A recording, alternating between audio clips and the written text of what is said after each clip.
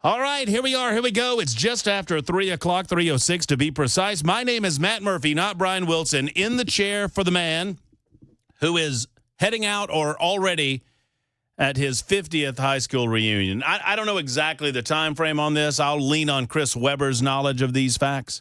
But it's tonight, tomorrow, at some point this weekend. Yeah, I'm not sure, actually. He never said. Is he Odessa, Texas? Yes, that's where he grew up, yeah. Okay, so Odessa, Texas, 50th high school reunion. Permian High School. Permian High School. Yeah, that's the Friday Night Lights High School, if you're familiar with that. Well, holy moly, I never knew that. Yeah. That's pretty cool. Yep. Hello, Chris Weber. Hey. How's it going?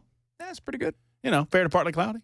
Yeah, that's about right. It's a lovely day in the Music City. Hope everybody's having a great day. Hope everyone's had a good week. We're going to try to culminate the week with some fun and frivolity. We'll get into some more serious matters coming up in the 4 o'clock hour. We'll talk the presidential election. 2 more weekends to go. How you feeling? We're going to figure that out with some telephone calls later on this afternoon. I'm very excited about all of it as we get into all of it through the 7 o'clock hour. Ken Weaver obviously back in the newsroom gathering headlines as we speak, just off another award-winning newscast. Mr. Weaver! Yes, sir. How's it going? I've had better. I just called Coffee County, Cannon County. So that crash I was telling you about, eastbound 24, blocking the right shoulder south of Beech Grove, that's Coffee County. Okay, Coffee County. Maybe you should have another cup of coffee. Dude, if I don't, I won't make it home tonight. I'll have to stop in Smyrna. Oh, come on, man. You know what? You can mitigate. The way that I've always looked at it is that the more coffees you have early in the day, you balance those out with beers later on in the day. Well, I plan on doing that, but I've got to get home first. Well, that's true. And some of those little gas stations along the way, they're not ideal for those type breaks, if you know what I mean. Well, I get it. I get it, especially heading your way. I mean, through you go through Antioch. Yeah, I go down through Antioch, Laverne, Smyrna. Don't stop in Antioch, Ken Weaver. I have. Have you? And actually, I've had good experiences. Well, I hope so. Yeah. I hope so. Meaning I got out of there alive. Yeah, well, that's true. That's a good one. That counts as a positive experience. Well, it's my episode 300 or 680, I should say, 680 on these airwaves, and I'm pleased to be here. Thank you so much for spending some time with us. If you've not been joining me in the midday for whatever reason, I'm normally on from noon until 3. I slip into the drive with Brian Wilson on these days that Brian's off, and it was good to hear Chad Benson subbing in for me, a new voice on the radio station, and it's wonderful to hear him, and it was wonderful to meet him as well. He did a great job. Too bad he'll never sub in for me again because a little too good. I don't care for it. You feel threatened, do you? Yeah, I don't like it. If you don't know the Wally Pipp story, does everyone know who Wally Pipp was? Ken Weaver, most people don't. Most people don't know who Wally Pipp was for good reason. I do not know who Wally Pipp was. Wally Pipp was the first baseman that had a headache and did not want to play one day for the New York Yankees, and so they put another guy on first base. Do you know what that fellow's name was, Ken Weaver? No. Lou Gehrig. Oh. Who then played 2,130 games in a row. Wally Pipp never got back on first base, Ken Weaver. Well, and I'd be dadgummed if I'm going to be Wally Pipped by some Chad Benson fella. So he's out. No, watch it. He looks pretty tough. I know he does. I wrangle with him. He does look pretty tough. Yeah. I was like, what is this? What is going on here? He looks like he could arm wrestle you. Mm-hmm. Well, good to have Chad. In all seriousness, thank you, Chad, for filling in with us. And I hope that I'm able to do at least some measure of an appropriate job for Brian Wilson for the next 4 hours today. We've lots to do. First guest today out of the gate at 3:35. I'm excited. I don't know how he's going to get into the building, but he's coming. I figure if you can find Bigfoot in the backcountry, you can find our studios here at the dead end of Music Row. David Eller is his name. And I think I've met David. I know that I've met David via the internet. David Eller is a Bigfoot hunter. And he called me one day. What happened was David called me one day and told me that he was a Bigfoot hunter, and I told him to email me, and he has, and we've been planning this for some time. And I thought that this might be a good time. We've got 11 days to go before this election. A lot of conversation to have about the election, no doubt. But a lot of us are a little bit, dare I say, burned out to a certain degree on the election. And maybe we can take a respite from election talk for just a moment and talk a little about the elusive Bigfoot. Now, I will admit to you on the front end that I am a skeptic. I do not believe in Bigfoot or big feet. Do you call multiple Bigfoots big feet? Like if there are 3 of them, are those big feet or are those Bigfoots? You know who's going to know? David Eller, our Bigfoot expert. He's coming in at 3:35 this afternoon, and he'll let us know if it's Bigfoots or big feet. Dude, there's a I saw a promo for a series. I think it's on Netflix or something. There's now a series about a Bigfoot family. And the teenager is seen sitting on a log petting a porcupine. And I thought, simply because the Bigfoot is petting a porcupine, I might check it out. Well, yeah, sure. I mean, they got to have pets too, right? That's kind of like their dog. Is that that's the idea? Pet a porcupine. Well, I mean, if you're a Bigfoot. But if you're a Bigfoot, right? Well, I guess makes sense. Maybe Bigfoots have tough skin. I mean, I suppose they do. They don't have shoes that'll fit them, so they're walking around barefooted in the woods. A little porcupine sitting on his lap like a dog. They probably named him. Now, Weber, I know you were busy doing things over on the phone lines, but we were asking them if I've got a group of them, if we have a family, yeah, are those Bigfoots or big feet? Why can't it just be plural? What if it's plural? What if Bigfoot is plural, like deer? Like deer? Man, there's no fun in that. I want to call them big feet. Look at all those big feet. If I had to pick one, I would lean Bigfoots. Yes, I would too. Bigfoots. Big feet just sounds weird. I even do it when I'm not supposed to. If I see a pack of moose, those are mooses. I don't care what the English language tells me. I thought they were meese. Well, they can be meese too. I think somehow I feel like we've had this conversation on the show. I think that Bigfoot family on TV had a pet moose too. Either that or he was a neighbor and he could talk.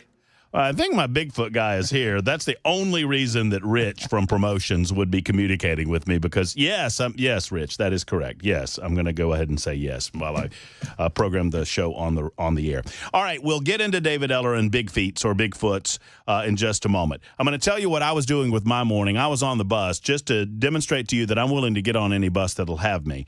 I had an opportunity to get on a bus with the Speaker of the House of the State of Tennessee General Assembly, the Governor of the State of Tennessee, amongst other elected officials, including Congressman John Rose, who says hello to everybody, by the way. And I'll tell you about that morning. We'll talk about newspaper endorsements. You guys know, if you listen to me with any length of time or clarity, you know I am not a fan of endorsements at all. I mean, and that's carte blanche. I do not like endorsements, because I think it takes people away from the decision-making process that they need to make in their own individual lives.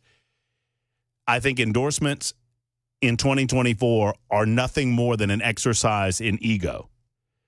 I am happy to tell you why I vote the way that I vote. I'm happy to tell you who I vote for. I'm happy to offer you that reason, the reasoning that I give you on a daily basis. And more importantly, I am honored and humbled that anyone would want my opinion about the matter in any capacity whatsoever.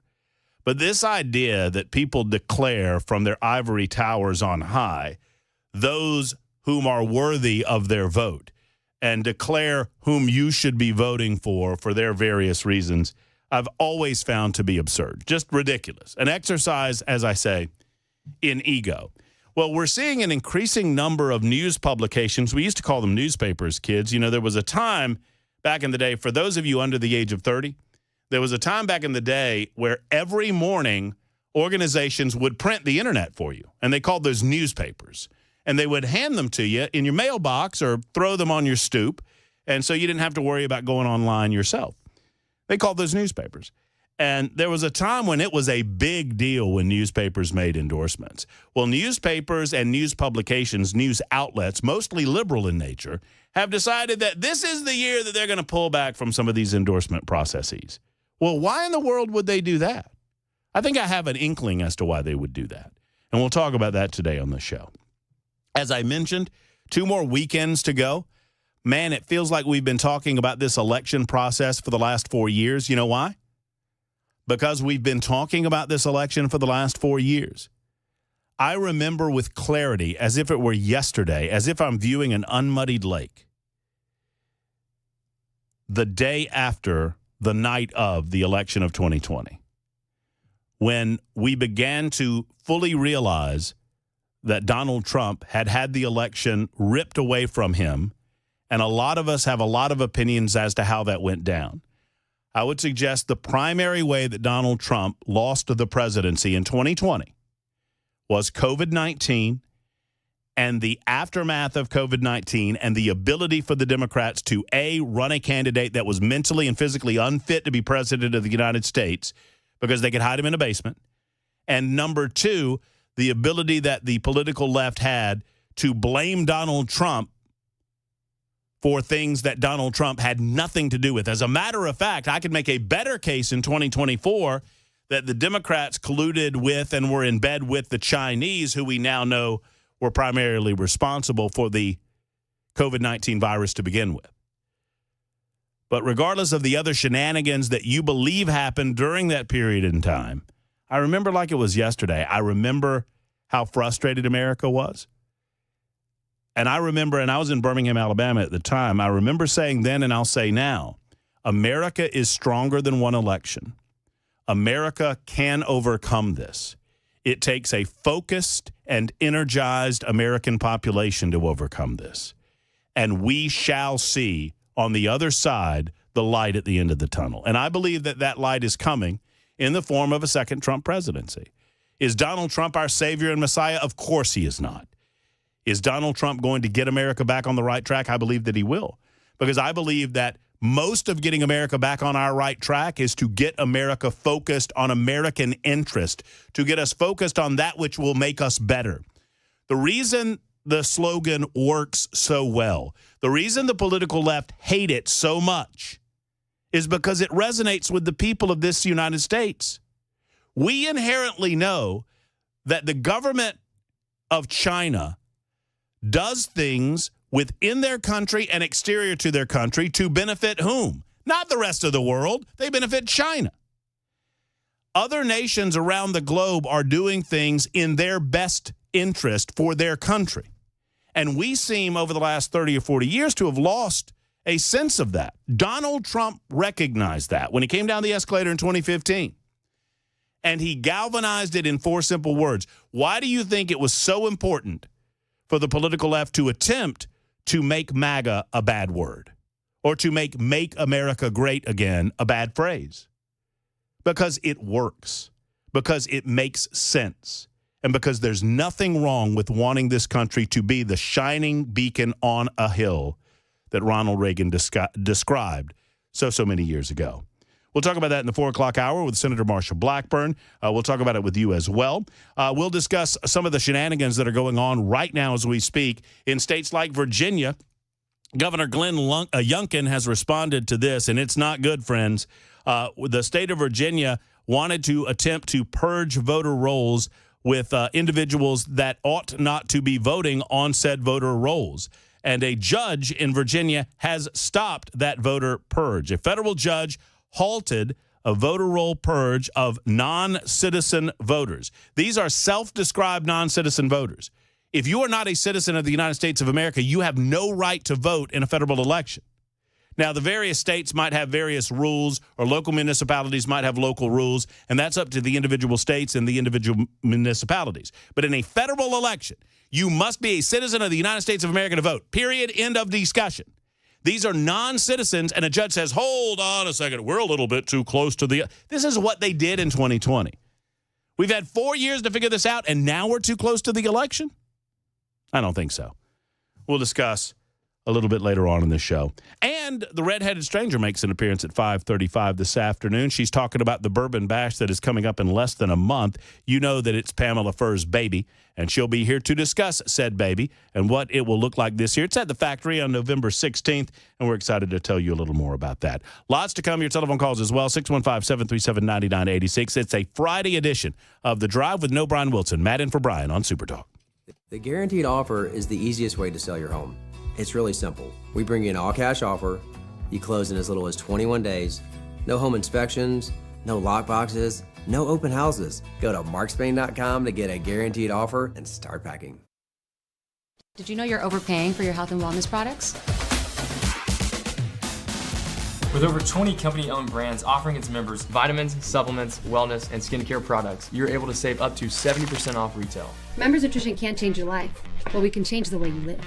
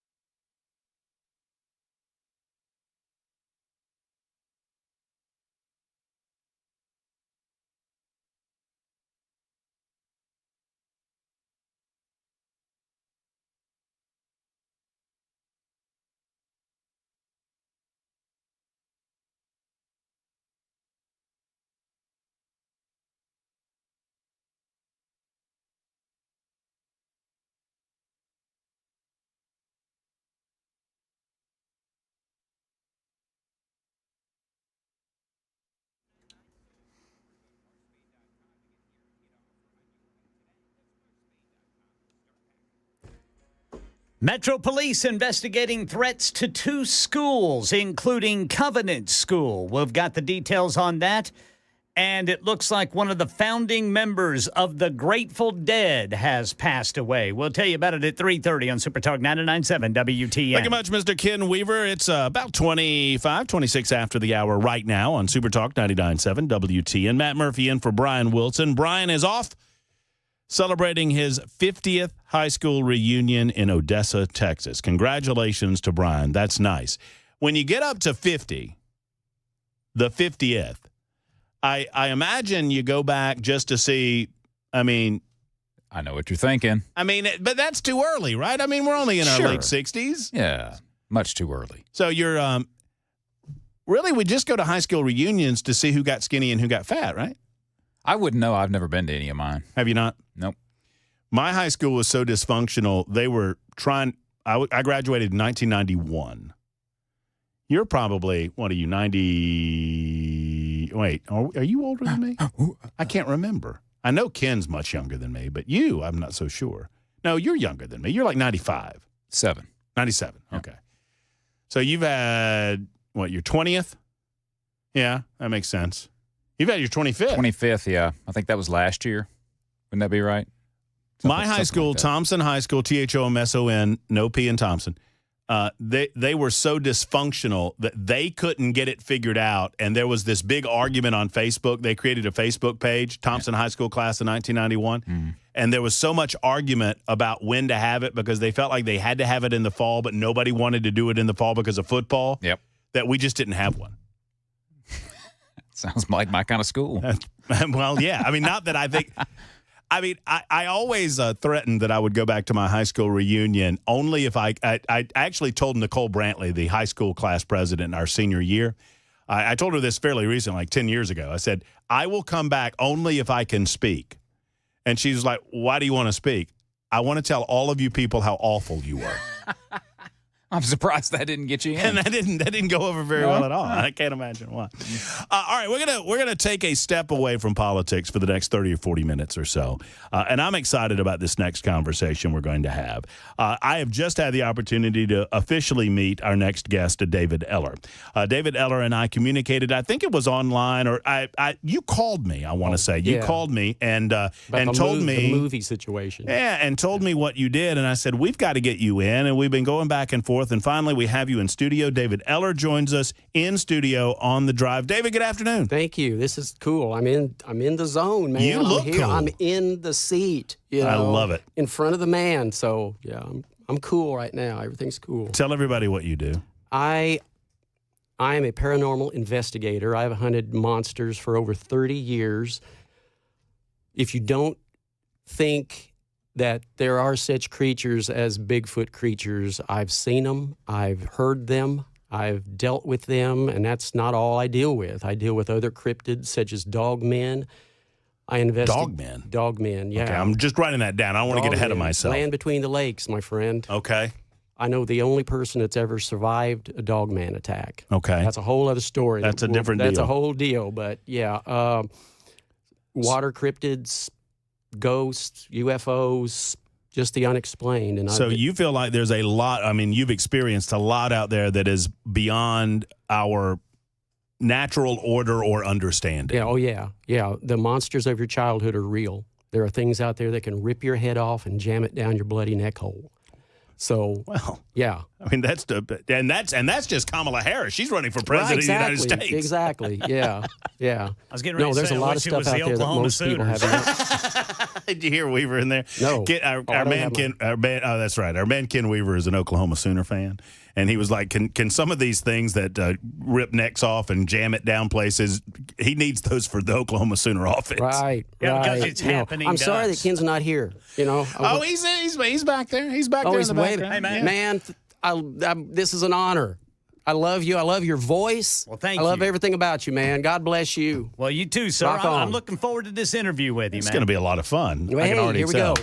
All right, so I am up front, and we're going to get to the news here in a second, and we're going to just get all into it in a moment. And if you guys have any questions about the paranormal, now's the time to ask, 615-737-9986, because we'll get to them. We got about 45 minutes with David. Woohoo! So Rock on. I am a skeptic.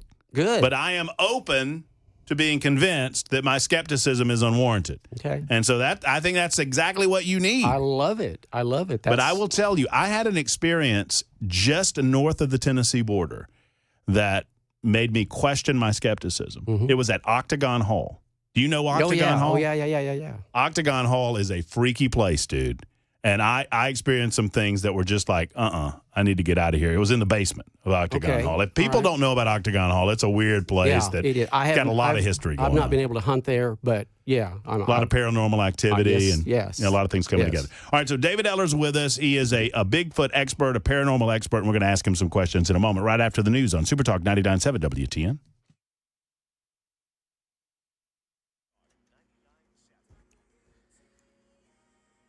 3:30 on the dot. I'm Ken Weaver with your top stories. Authorities in Spring Hill working to repair a gas line on School Street. Evacuations were underway about an hour ago. You're still asked to avoid the area. Got the full forecast and traffic in 5 minutes. Right now in Nashville, Metro Police investigating threats to 2 schools, including Covenant School. Investigators say they believe they were a hoax. Authorities say around noon today, the threat to Covenant School was spotted on chat messages to the alarm company. And the second threat was made to St. Paul Christian Academy in a call around noon. A new operation trying to crack down on violent crime by also arresting people on federal charges. U.S. Attorney's Office working with local and state law enforcement to target repeat offenders in Nashville. U.S. Attorney Thomas Jaworski telling Channel 4 Operation Bond Watch is focused on keeping people who are out of jail awaiting trial from having a gun and harming the community by adding federal charges to keep them locked up. I feel like I wake up almost every morning and turn on the news and see that someone was shot last night. And if we don't step in and do something, no one's going to. And so that's my hope, is that there's less violence, that Nashville becomes and continues to be the hospitable place for tourism, for people to move here, for businesses to relocate here. Jaworski says he was especially motivated by the Easter brunch shooting death of a man at a coffee shop in Germantown and the attempted kidnapping of an MLK magnet school student. Entertainment news. What do you want me to do? Bassist Phil Lesh, founding member of the Grateful Dead, has died, according to a post on his official Instagram account. Lesh passed peacefully, surrounded by his family and, quote, full of love, the statement read. He was 84. Lesh co-wrote some of the Dead's best-loved tunes, including Truckin', and this one you're hearing, Box of Rain.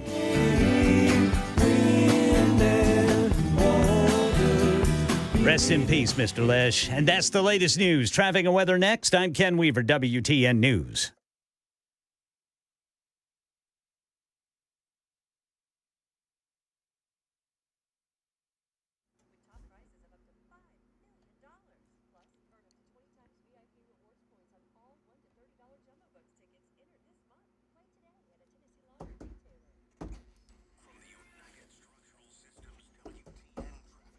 All right, we've got crashes. Let's run down the list. Still working that one in South Nashville, 440 eastbound as you're approaching I-24. The left shoulder is blocked. TDOT reporting that one. TDOT says the left 2 lanes are blocked. 24 eastbound at Briley Parkway South. And then Old Hickory Boulevard, just south of I-40 East. Traffic every 10 minutes every morning on Super Talk 99.7 WTN.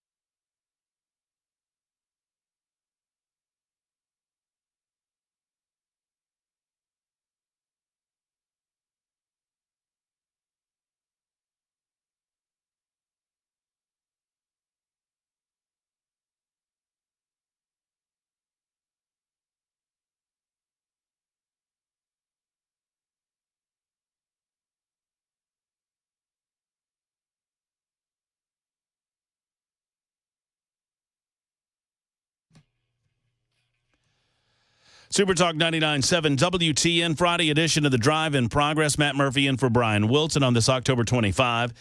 We will get into the election that is coming up in 11 days. In the 4 o'clock hour, we will talk to Senator Marsha Blackburn in the 4 o'clock hour. At 5 o'clock today, our man Jay St. Clair, my legal expert, life consultant, and gambling buddy, will be on with us. And Pamela Furr, the redheaded stranger, at 5:30 this afternoon. That's kind of the rundown. Right now, David Eller is with us in studio. He is our paranormal expert, the official paranormal expert for Matt Murphy. I can't speak for the Drive, but I can speak for me. And we're talking to him about Bigfoot. So this was the big question, David. All right, man. So if we're on the hunt and we come across a pack of them, are those Bigfoots, are those big feet, or are those Bigfoot?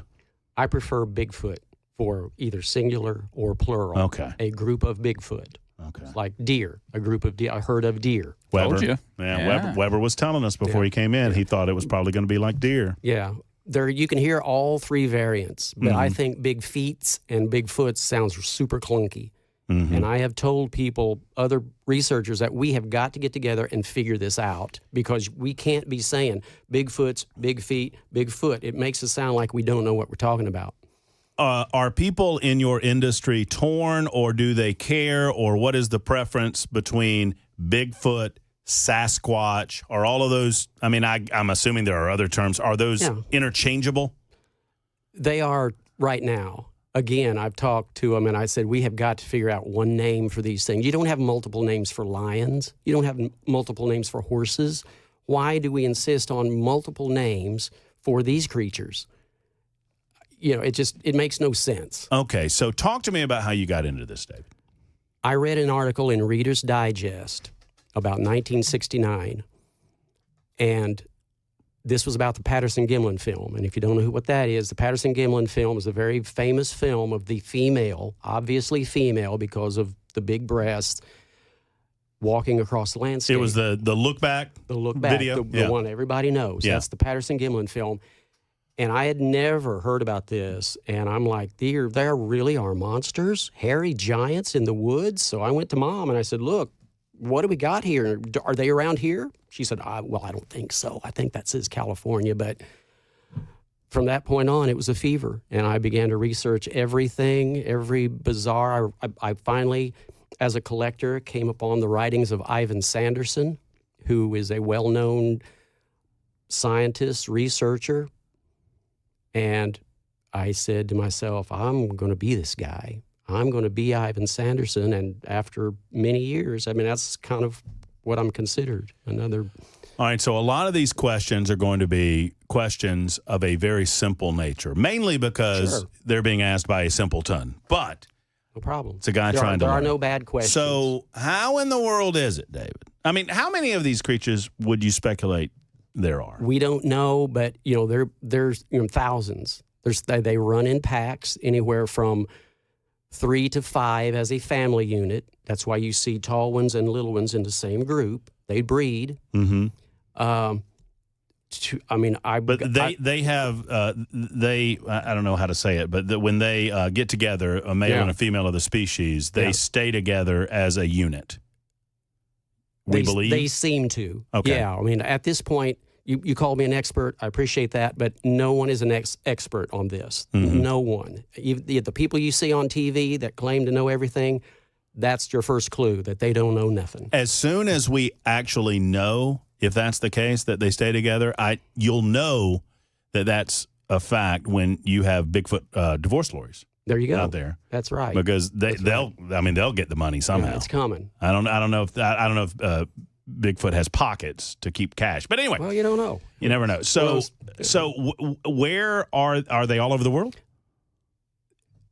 Bigfoot type creatures have been seen on every continent except Antarctica and every state of the union except Hawaii. Hawaii's got its own weirdness going. Sure. So there are variants, it seems, everywhere.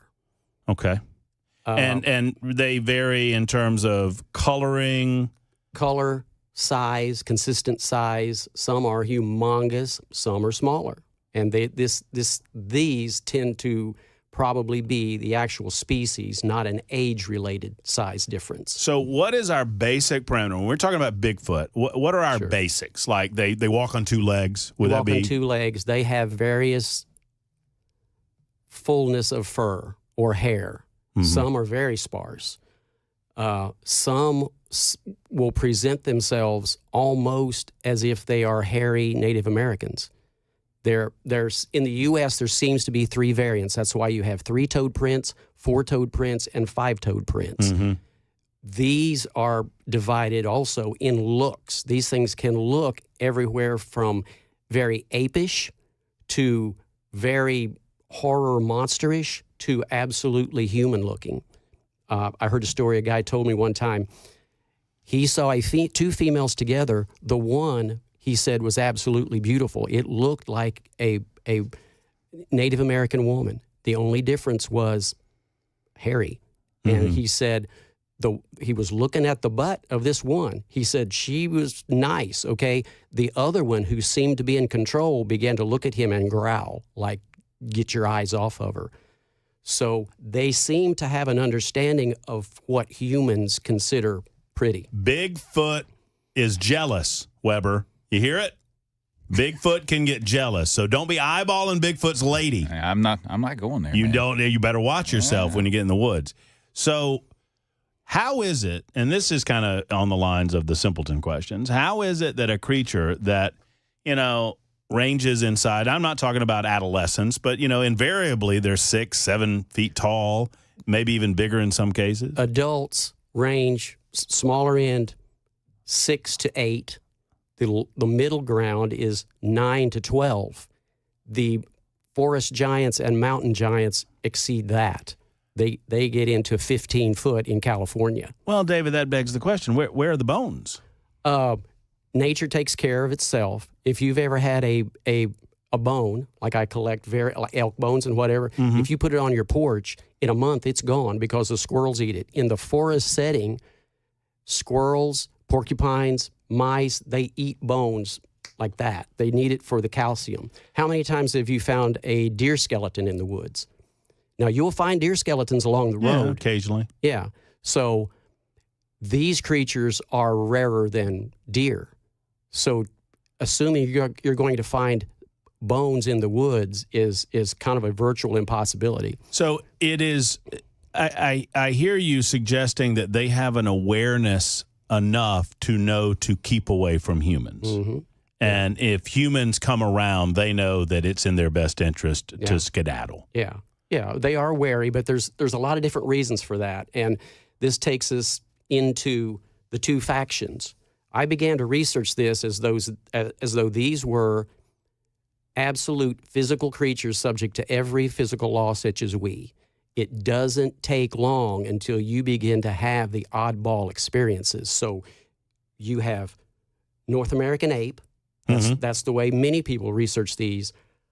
I don't believe that. I've had too many of the other occurrences happen where these things. So let me, and I don't mean to interrupt you, but there's a range of thought amongst people that study these types of things that they range from ape-like in their cognitive abilities to more human-like in their cognitive abilities. Something else. Yeah. And where this something else comes from is the question.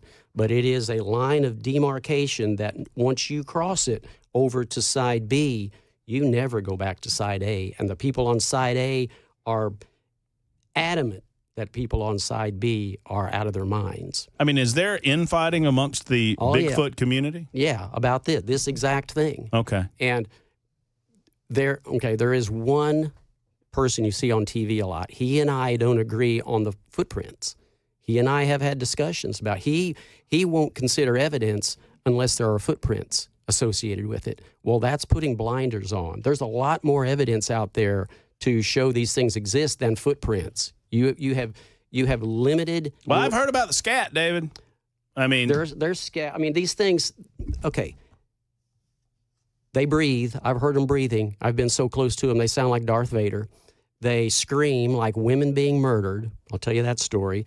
They leave tracks, so they're physical. They have a physicality that I feel like they can control. They bleed. They eat, they hunt deer, they take the livers, and then they disappear. They take the livers? They'll punch in and pull the livers out. You think that's for the nutrients specific to the liver? Yes. Now, that makes complete sense. If you've got a big creature that's out there trying to eat, that's the perfect thing, grabbing a deer liver, So they are real enough that I talk about an incident on Sasquatch Chronicles that I call the Kentucky Massacre. 3 dead horses, 2 dead dogs, 1 dog scared so bad it won't even bark. Then the thing goes across into another field and kills a calf. It wasn't a cougar. It wasn't a wolf. There were no tracks of anything. One of these horses was thrown across a pond. The reason we know, and I researched this a week after it was reported. One of these horses was thrown across a pond. We know it was thrown, or we feel it was thrown, because there was a fence going right through the pond. There's no way for the horse to get over there. And it's like something just, whoom. Now, one of these dogs was a big dog. It was probably a 200-pound dog. It was on a running chain. Okay, if you're from Tennessee, you know what a running chain is. Well, something grabbed the back legs of this thing and pulled it against that running chain until it popped its head through the collar, and then it threw it down into a ravine. Well, up until this second, I liked Bigfoot. Yeah, oh, well, no, they do not like dogs. Dogs and Bigfoot don't get along. It's like oil and water. They do not mix. They will rip the hides off the dog's back. One guy told me that he heard his dog barking crazy one night. He went out, couldn't see his dog, called for it, didn't find it. Well, he went to work the next morning. He came back. The reason he couldn't find his dog because it was up on the roof of the barn.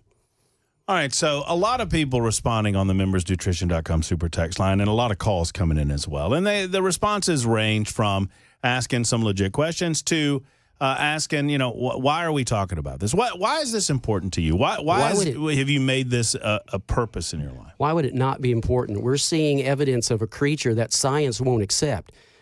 We call these cryptids. The gorilla was a cryptid until it wasn't. The Komodo dragon was a cryptid until it wasn't. The okapi was a cryptid until it wasn't. The coelacanth no longer existed until it did. That's the big fish, right? And one of those. That is a supposedly prehistoric fish that they said died out millions of years ago. And all of a sudden, they're starting to catch them. So that's why we. Chupacabra. Chupacabra is a very strange subject. Yeah, I investigate those. There seems to be 2 different kinds. But to get back what you were saying, this is what citizen scientists do. They are in charge of researching this stuff, and then once we discover it, the scientists take over and say, oh, yeah, we knew this all the time. So this is scientific study. This is way beyond myth. This is way beyond legend. And we need to study this. I knew this would happen, by the way, Weber. Weber, I don't know if you have the super text line open. I knew. We talk about a lot of controversial things on this show. Yeah. I knew that David Eller would be more controversial than any of the political stuff. Rock on. Because it is ranging from this is incredible, please podcast this interview, this is awesome, people are asking questions, and then people are like, why in the world are you ruining Brian's show? I mean, that's the range that we're doing here. So I love that. I love that, too. I love everybody. I love you all. Why? All right, so one of the questions, well, I'll get into it in a minute. We got to get to a break. We'll get to your calls in a moment. David's going to be here for a few more minutes, so if you're mad at me, that's okay. Everything will be over in about 20 minutes. Calm down. All will be well. We can veer away from politics for just a moment. David Eller is fascinating me. He is the founder of the group Pursue, the paranormal unit for the research and study of unexplained events. I love your name because it spells something, which is pretty cool. Pursue. And he also, and he's not selling this. There's no way for you to buy this, but he brought me a Bigfoot brew, which you can see on Super Talk TV, which is... It's Sasquatchalicious. That's right, Squatchalicious. You can get it's Squatchalicious. That's you can get it at my lectures. Okay, it's root beer, old-fashioned root beer. Delicious. It's called Bigfoot Brew, and he signed it there for me. So, all right, we'll be back with David Eller in just a moment. 53 after the hour on Super Talk. The guaranteed offer is the easiest way to sell your home. It's really simple. We bring you an all-cash offer. You close in as little as 21 days. No home inspections, no lock boxes, no open houses. Go to markspain.com to get a guaranteed offer and start packing. Won't you take me back to Tennessee? I'm going to give it away. We're going to do TikTok today. Oh, TikTok or talk? Talk. Okay. TALK. Spring is here. Today we're going to talk about ticks. Bugs are coming out. Unfortunately, ticks are coming out. People are going to be out in the woods. First, the types of ticks. American dog tick, the black-legged deer tick, the Lone Star tick. We've got a Gulf Coast tick, got a new one coming in, the longhorn tick. These are the ones we need to watch out for. 75% of vector transmitted diseases now are from ticks. Rocky Mountain spotted fever, rickelosis, tularemia, Lyme disease, almost flu-like, going to run a fever. You may or may not get a rash in the saliva. They secrete the cement to glue themselves in. Oh, wow. Yeah, that's great. So you need to get some tweezers, get down on that capitulum and grab it and pull the tick off. Do not grab the body. A lot of people think ticks drop out of trees. They don't drop out of trees. And they can't jump. And they can't fly. So they're in the leaves, on the plants and things. On the grass, on the leaves of the grass. And they do this number with their front legs. And that's called questing. They are sensing a prey item coming by. They'll take those legs and latch on and then crawl up. And then there you go. You're battling it.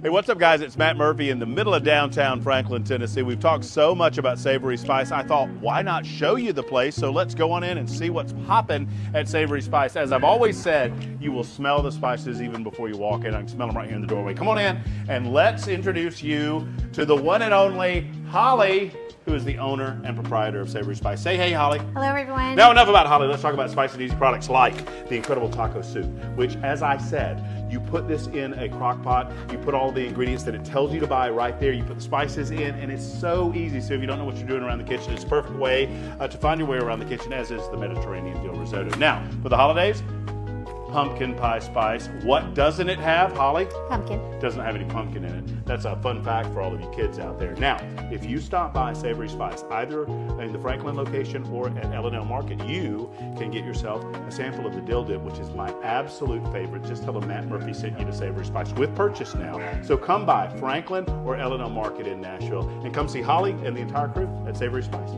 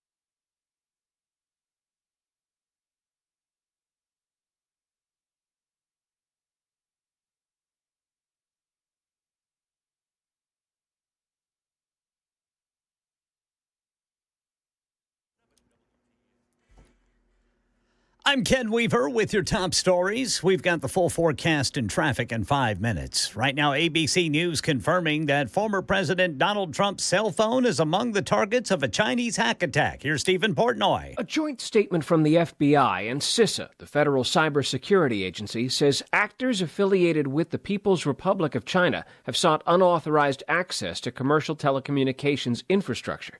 Sources say the targets include cell phones used by former President Trump and his running mate J.D. Vance. The Trump campaign blames the White House, saying in a statement that the Democrats have emboldened China and Iran and, quote, stood by and allowed major foreign adversaries to attack us. A source familiar with the investigation telling ABC News it's believed this was a wide-ranging campaign that targeted officials of both parties.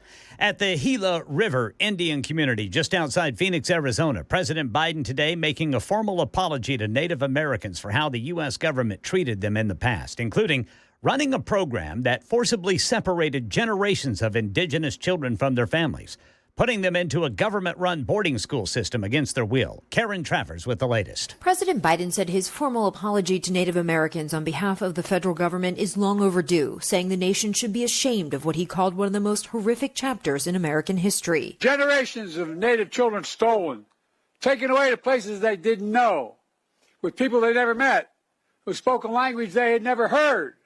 Native communities silenced. Their children's laughter and play were gone. The president said most Americans don't know about these federal boarding schools, and it's important that people do now. Now, the number of people infected with E. coli after eating McDonald's Quarter Pounders has risen, as McDonald's now confirms yellow onions from Taylor Farms in California are the source of the E. coli. The CDC releasing new numbers showing 26 new cases linked to the Quarter Pounder.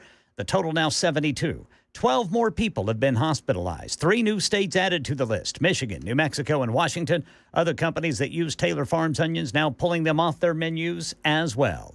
Entertainment news, a rock icon is passed. Here's Dave Packer. Bassist Phil Lesh, a founding member of the Grateful Dead, has died, according to a post on his official Instagram account. Lesh passed peacefully on Friday, surrounded by his family and full of love, the statement read. He was 84. Lesh co-wrote some of the Dead's most beloved tunes, including Truckin', Box of Rain, and Unbroken Chain. That is the latest news, traffic, and weather next. I'm Ken Weaver, WTN News.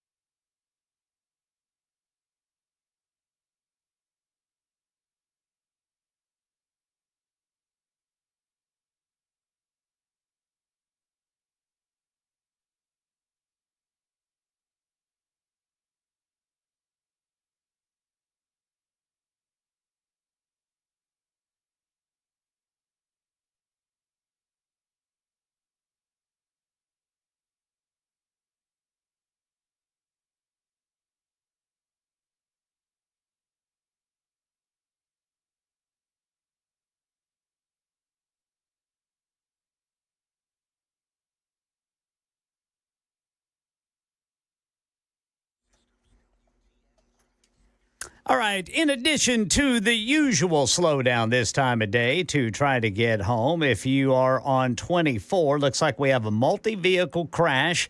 It is 24 eastbound.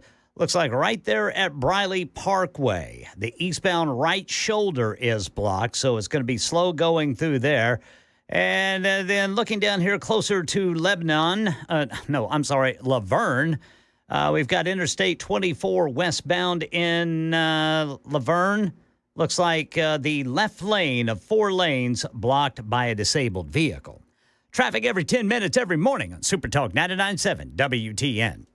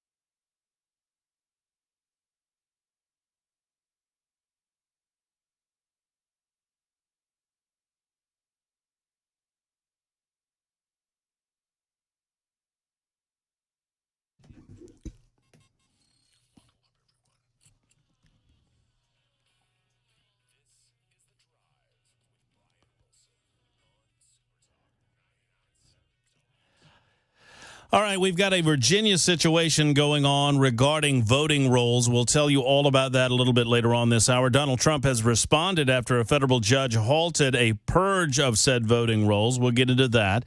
We'll talk to you about what I did earlier today on a campaign bus with several officials in the state of Tennessee. We'll do that a little bit later on. My name is Matt Murphy. For those just joining us, Brian Wilson is off today. He has his 50th high school reunion this weekend, and he's off doing that, and kudos to him. In that regard, we'll be here until 7 o'clock. We've got one more a little bit shorter segment with our guest, David Eller. A lot of you asking questions about David's area of expertise involving Bigfoot and other interest involving the paranormal. We'll do that for about 10 more minutes. And for you haters out there who hate the subject and hate the conversation and just you think it's the most awful thing ever, just stay there for just a second. We'll get more into your cup of tea right after this. But most of you have great interest in some of the questions that I want to ask our good friend David Eller. So are there, you mentioned that there are big foot all over. Are they here in Tennessee? And if so, where are their areas of concentration? The major site that I investigate is outside of Lebanon. In this one area, I know for a fact there are at least 3 of them because I have communicated through wood knocks with 3 separate ones. I have seen 2 there. I have seen the evidences of their existence there. They will play tricks with my equipment. They do things that are very human. They will try to punk you. They will keep calling you to one area and see how many times. Well, when you're doing these wood knocks, David, how do you know that's not another Bigfoot hunter doing the wood knocks on the other side, and then you're doing the wood knocks? And then Well, that can always happen. There's a number of places that does happen. This area is almost, there's no one around. This is a 150-acre area that virtually no one goes to. It is owned by the state.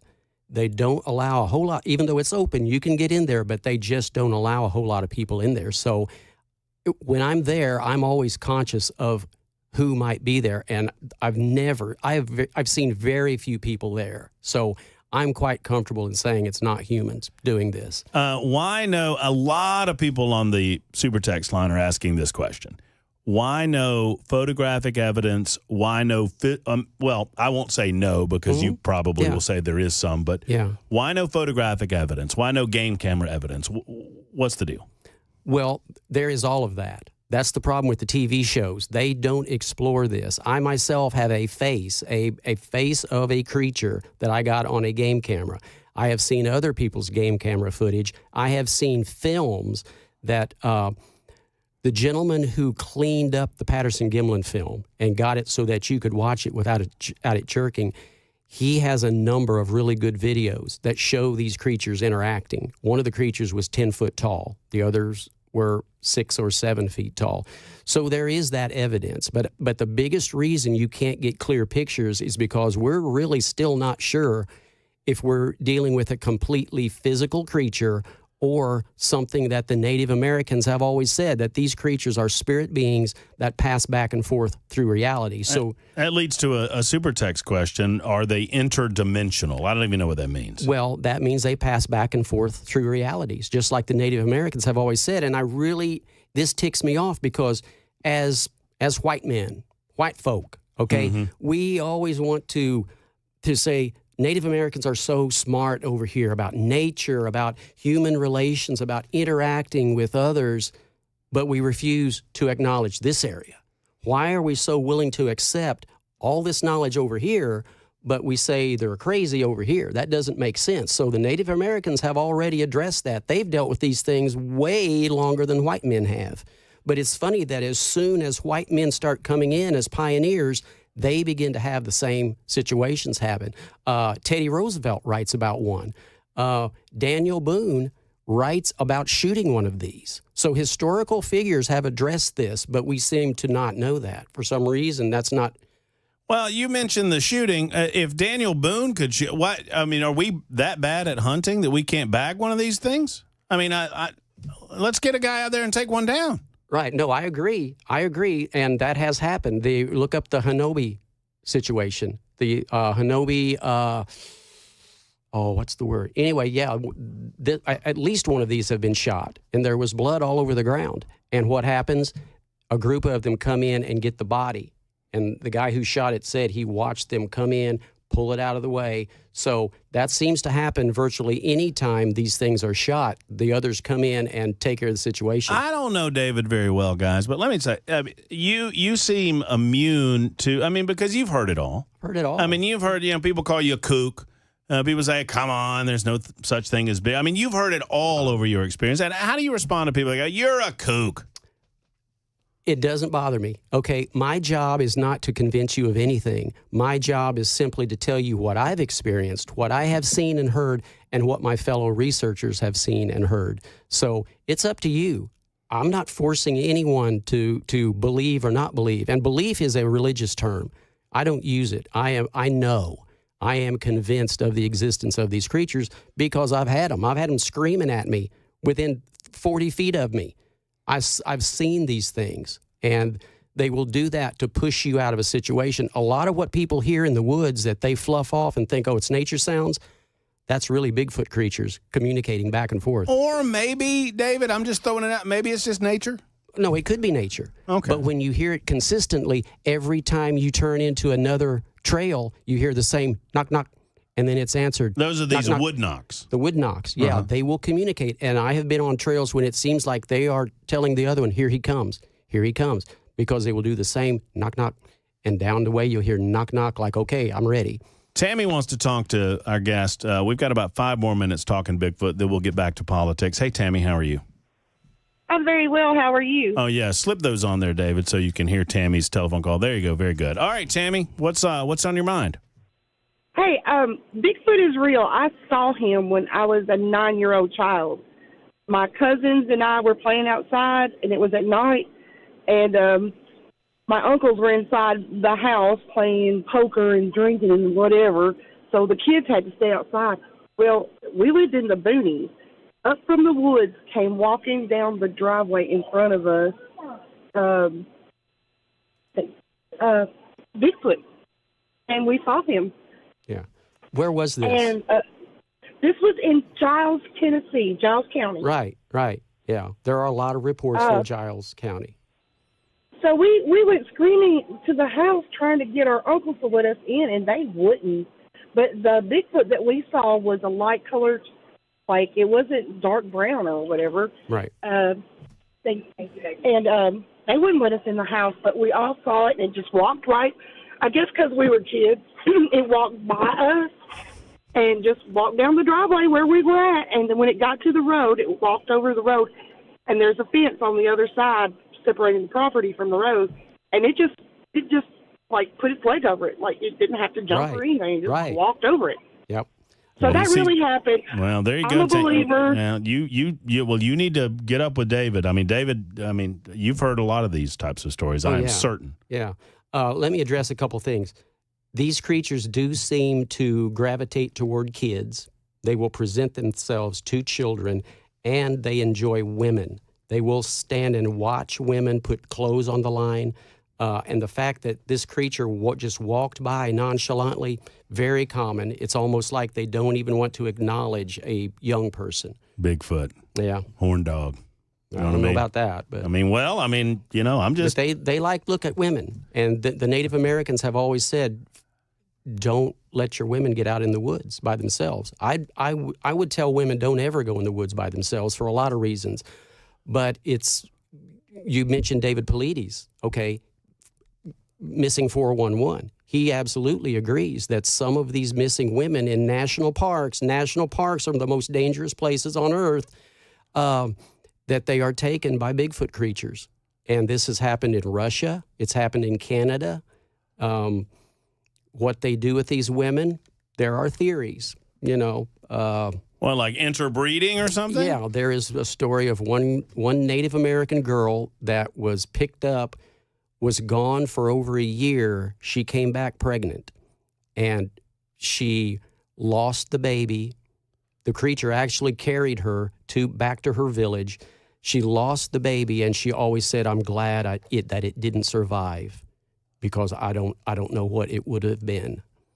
But this is not unusual in Native American culture. Look, I want to believe in Bigfoot. I mean, I'm a skeptic, but I want to believe in Bigfoot because I like going out in the woods. I like playing around in the woods. I mean, that's a lot of fun. You do go out and go on hunts, right? Yeah, Squatch Quests. I take people out. They pay me to take them, and so they're that into it. They're willing to pay to go out. Now, we don't always find anything, but they're wanting to be out there doing what I'm doing. I feel like that makes you more authentic. I mean, if you found something every time you win, I would think, wait a minute. That's the problem with the TV shows. They investigate for a week, and they always find something. Well, that's reality TV. That does not happen in real life. Does that hurt you? In terms of, getting the message out to people? It kind of does. I think those shows are more of a hindrance than they are a help. And it makes people be skeptics. I want to get to two more real quick. Slip those back on. Dustin is in Antioch. Dustin, you've got a thought or a question. We've only got about a minute or so left, but it's yours, buddy. Yeah, I'm more calling regarding to the paranormal because you said ghosts and everything are real, right? Yeah. Oh, okay, so I've kind of based everything off the Bible. So I had to look it up because I couldn't remember the top of my head. But in the book of Job, it says, as a cloud vanishes and is gone, so is one who goes down to the grave, does not return. He will never come to his house again. His place will know him no more. So the paranormal, are these demons doing this, or do you think they're actual ghosts? Okay, are you? No, so now we're talking about ghosts, not Bigfoot, correct? Yeah. Sorry. Okay. I didn't mean to change. Yeah, as a Christian, and I was on a podcast, and the guy said you can go out in the dark by yourself and not fear because you're a Christian.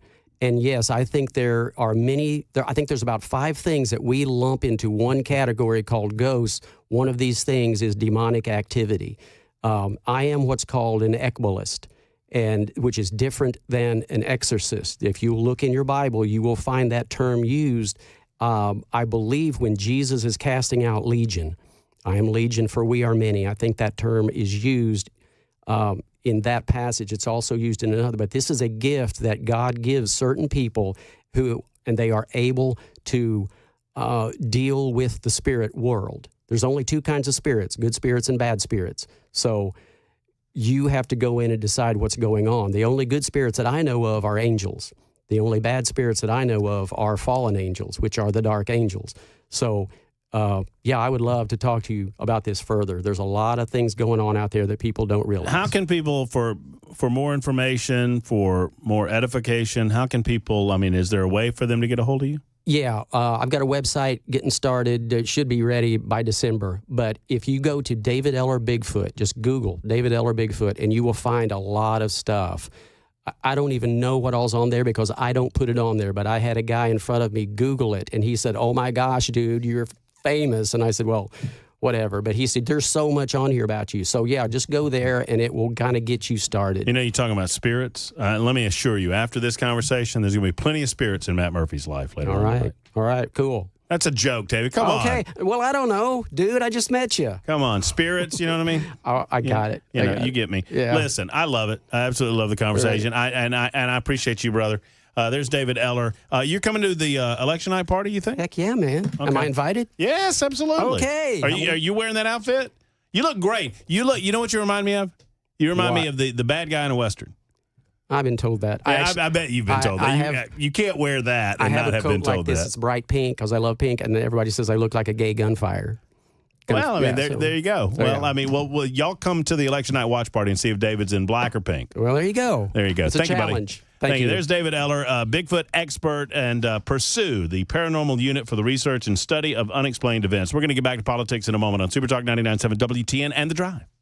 Hey, what's up, guys? It's Matt Murphy in the middle of downtown Franklin, Tennessee. We've talked so much about Savory Spice. I thought, why not show you the place? So let's go on in and see what's popping at Savory Spice. As I've always said, you will smell the spices even before you walk in. I can smell them right here in the doorway. Come on in, and let's introduce you to the one and only Holly, who is the owner and proprietor of Savory Spice. Say hey, Holly. Hello, everyone. Now, enough about Holly. Let's talk about spicy and easy products like the incredible taco soup, which, as I said, you put this in a crock pot, you put all the ingredients that it tells you to buy right there, you put the spices in, and it's so easy. So if you don't know what you're doing around the kitchen, it's a perfect way to find your way around the kitchen, as is the Mediterranean dill risotto. Now, for the holidays, pumpkin pie spice. What doesn't it have, Holly? Pumpkin. Doesn't have any pumpkin in it. That's a fun fact for all of you kids out there. Now, if you stop by Savory Spice, either in the Franklin location or at L&L Market, you can get yourself a sample of the dill dip, which is my absolute favorite. Just tell them Matt Murphy sent you to Savory Spice with purchase now. So come by Franklin or L&L Market in Nashville and come see Holly and the entire crew at Savory Spice.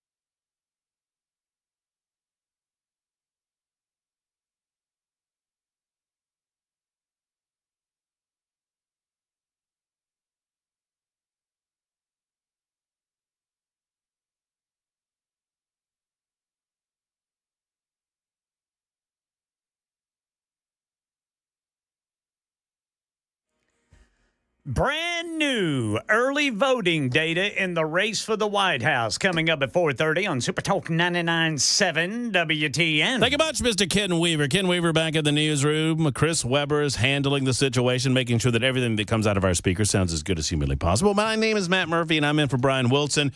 Much to the chagrin of some, much to the delight of others.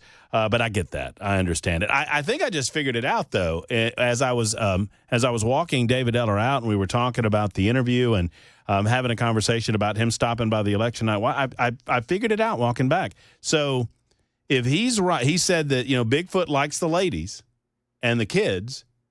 And now I'm beginning to figure out why Bigfoot is so elusive and doesn't want to be found, because I think Bigfoot was on Epstein Island, is what I think.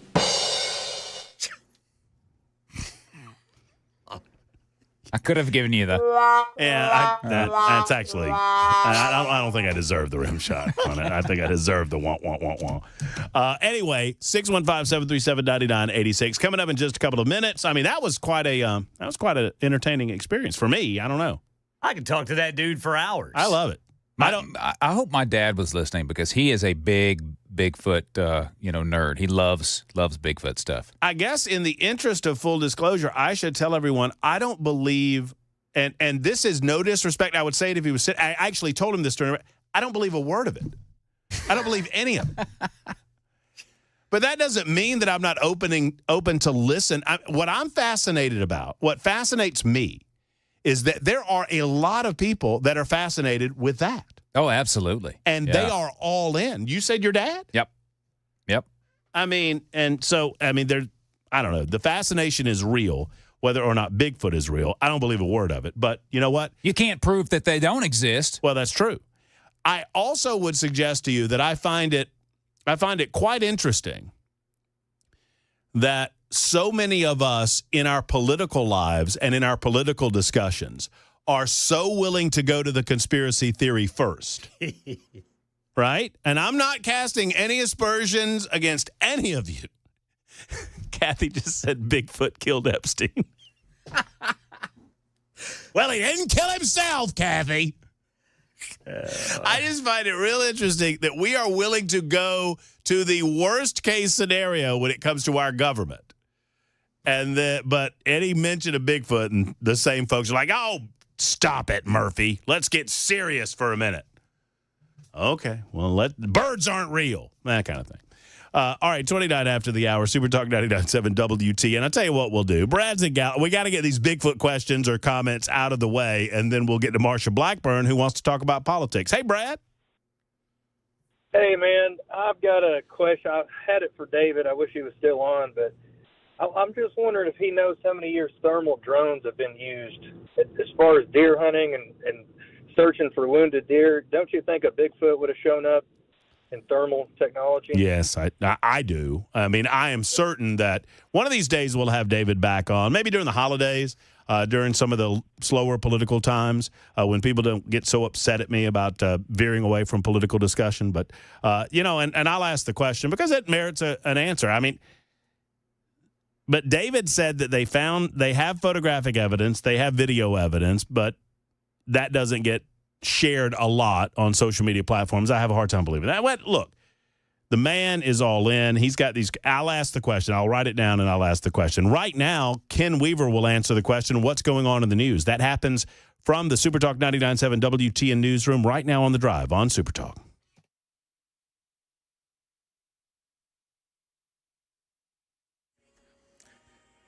.30 on the dot. I'm Ken Weaver with your top stories on this Friday afternoon. Full forecast and traffic coming up in 5 minutes. Election 2024, new early voting data in the race for the White House. ABC News political director and Washington bureau chief Rick Klein says it appears more Republicans are voting early based on party registration among early voters. Georgia, it is setting records for early in-person voting. More than 2.3 million people have already voted in the state of Georgia. And that was 4 years ago, a 49-41 Democratic advantage. 8 points. That is now a 1-point disadvantage. Republicans voting much more than they did 4 years ago, voting early. For the first time in 36 years, the Washington Post will not weigh in on the presidential election. But that doesn't mean the editorial board didn't want to. The paper's own guild and media reporters said today that Amazon founder Jeff Bezos, who owns the Washington Post, personally made the call to pull an already prepared editorial board endorsement of Vice President Kamala Harris. Money News, Chuck Severson. Trading was mixed Friday as companies continued reporting mostly solid earnings. The S&P 500 closed just slightly lower, down 2 points. It's the S&P's first losing week since early September. The Dow Jones Industrial Average fell 260 points. The Nasdaq Index rose 103 points for its seventh consecutive weekly gain.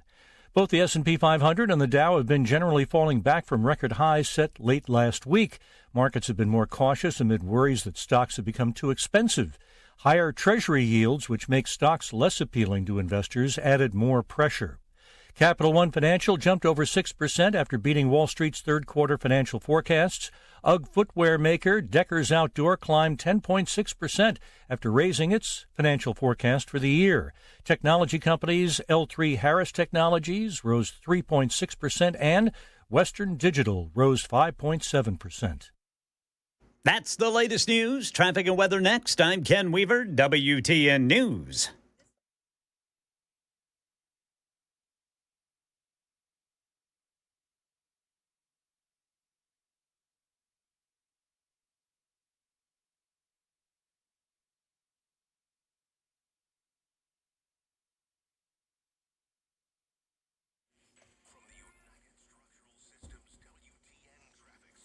In addition to the usual slowdown to go home on a Friday afternoon, we have a crash reported by TDOT. The right shoulder is blocked. This is 24 eastbound at Briley Parkway South. 3 vehicles involved. Traffic every 10 minutes every morning on Super Talk 99.7 WTN.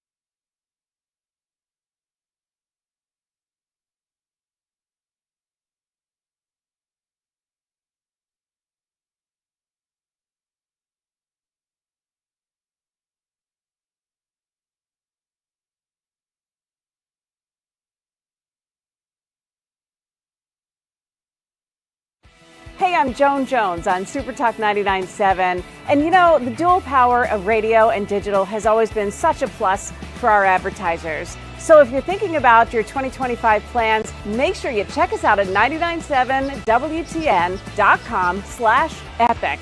Go there now. The guaranteed offer is the easiest way to sell your home. It's really simple. We bring you an all-cash offer. You close in as little as 21 days. No home inspections, no lockboxes, no open houses. Go to markspain.com to get a guaranteed offer and start packing.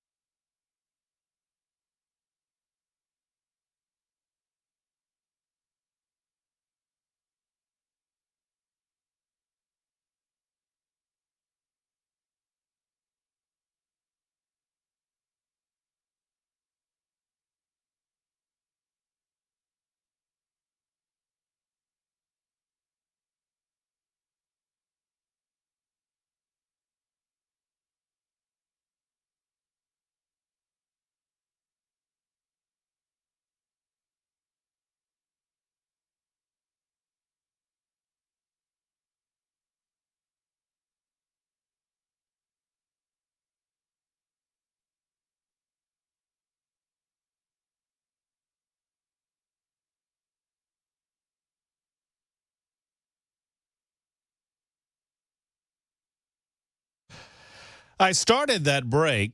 By the way, it's the not Matt Murphy show. It's The Drive with Brian Wilson. Matt Murphy subbing in for Brian Wilson. My apologies. I started that break watching Joe Biden apologize to Native Americans. And then that video left, and it was replaced by a dog licking a television screen where there was bacon on the TV screen. And I enjoyed the dog licking the bacon. I understood the dog licking the bacon far more than I understood Joe Biden. I'm just saying. It's a dog. It's a big screen TV, and there's bacon sizzling on the television. You can hear it sizzling, and the dog is up on the TV just licking the screen. Oh, bacon. I feel you, buddy. I feel you. A little hungry myself. Okay, we've lots to do, and we'll get back into the political world. Obviously, 11 days to go before the presidential election, and plus we have a big election going on in the state of Tennessee. Senator Marsha Blackburn joins us on the Drive hotline to talk about Election Day coming up in 11 days. I hope your ears were burning in a good way earlier today, Marsha Blackburn, because I was talking about you. I predicted earlier today on a campaign stop with Speaker of the House Cameron Sexton and Governor Bill Lee that you would win your election by a greater margin than Donald Trump in the state of Tennessee. I think that's going to happen. Well, my goodness, I am honored to hear that, and I will tell you this. We are working nonstop to make this happen and covering every corner of this state, and certainly are putting the effort forward, and I ask everyone for their vote. We do think this is an important election, and people can follow. They can keep up with the campaign at marshablackburn.com. What do you make? I don't do well feeling this confident about the future of this country 11 days before the election culminates on November 5th. I feel so confident that the American people see clearly the direction that we need to take to bring back liberty and freedom for the American people and to bring back a semblance of sanity in Washington, D.C. I feel so confident that Donald Trump will get the vote in Georgia, will get the vote in Pennsylvania. Obviously, Tennessee is red. We know that. Do you feel as confident as I, Marsha? I do feel confident. And as I am across the state and as I've been out with President Trump and J.D. Vance and Bernie Moreno in Ohio and other of our candidates, Matt, people are sick of inflation. The cumulative inflation rate since Joe Biden took office, and it was 1.4%, it is now 20.5%. Families are spending $1,023 more this October 2024 than they were spending in October 2020 to buy the same basket of goods and services. They're sick of this open border and what is happening with illegal immigration and the fentanyl flooding the country and the crime that is in our communities because of gangs and the human trafficking and the sex trafficking. They want our enemies to fear us and know they're an adversary, and our allies to know that we're going to be there for them. They want us to make the Trump tax cuts permanent so they'll know what to plan for. They want to get men out of women's sports and let girls' sports be for girls. And they want to end this 2 tiers of justice, 2 tiers of treatment that we see playing out every single day. They are sick of it, and they want to return to some normalcy because right now the way to stop this insanity is to go vote and elect Donald Trump, elect our supermajorities in the State House and State Senate here in Tennessee, return our congressional delegation, and I ask for that vote to go back to the U.S. Senate. Senator Marsha Blackburn with us for a few moments on the Drive. No Brian Wilson today, Matt Murphy in for Brian. Senator, it occurs to me that you're so uniquely qualified to speak to the issue of sexism within politics. And it feels like, sadly, the Vice President, Kamala Harris, who was hand-selected to replace Joe Biden, she wasn't voted on in a Democrat primary. She was selected by the Democrat elites, as we well know.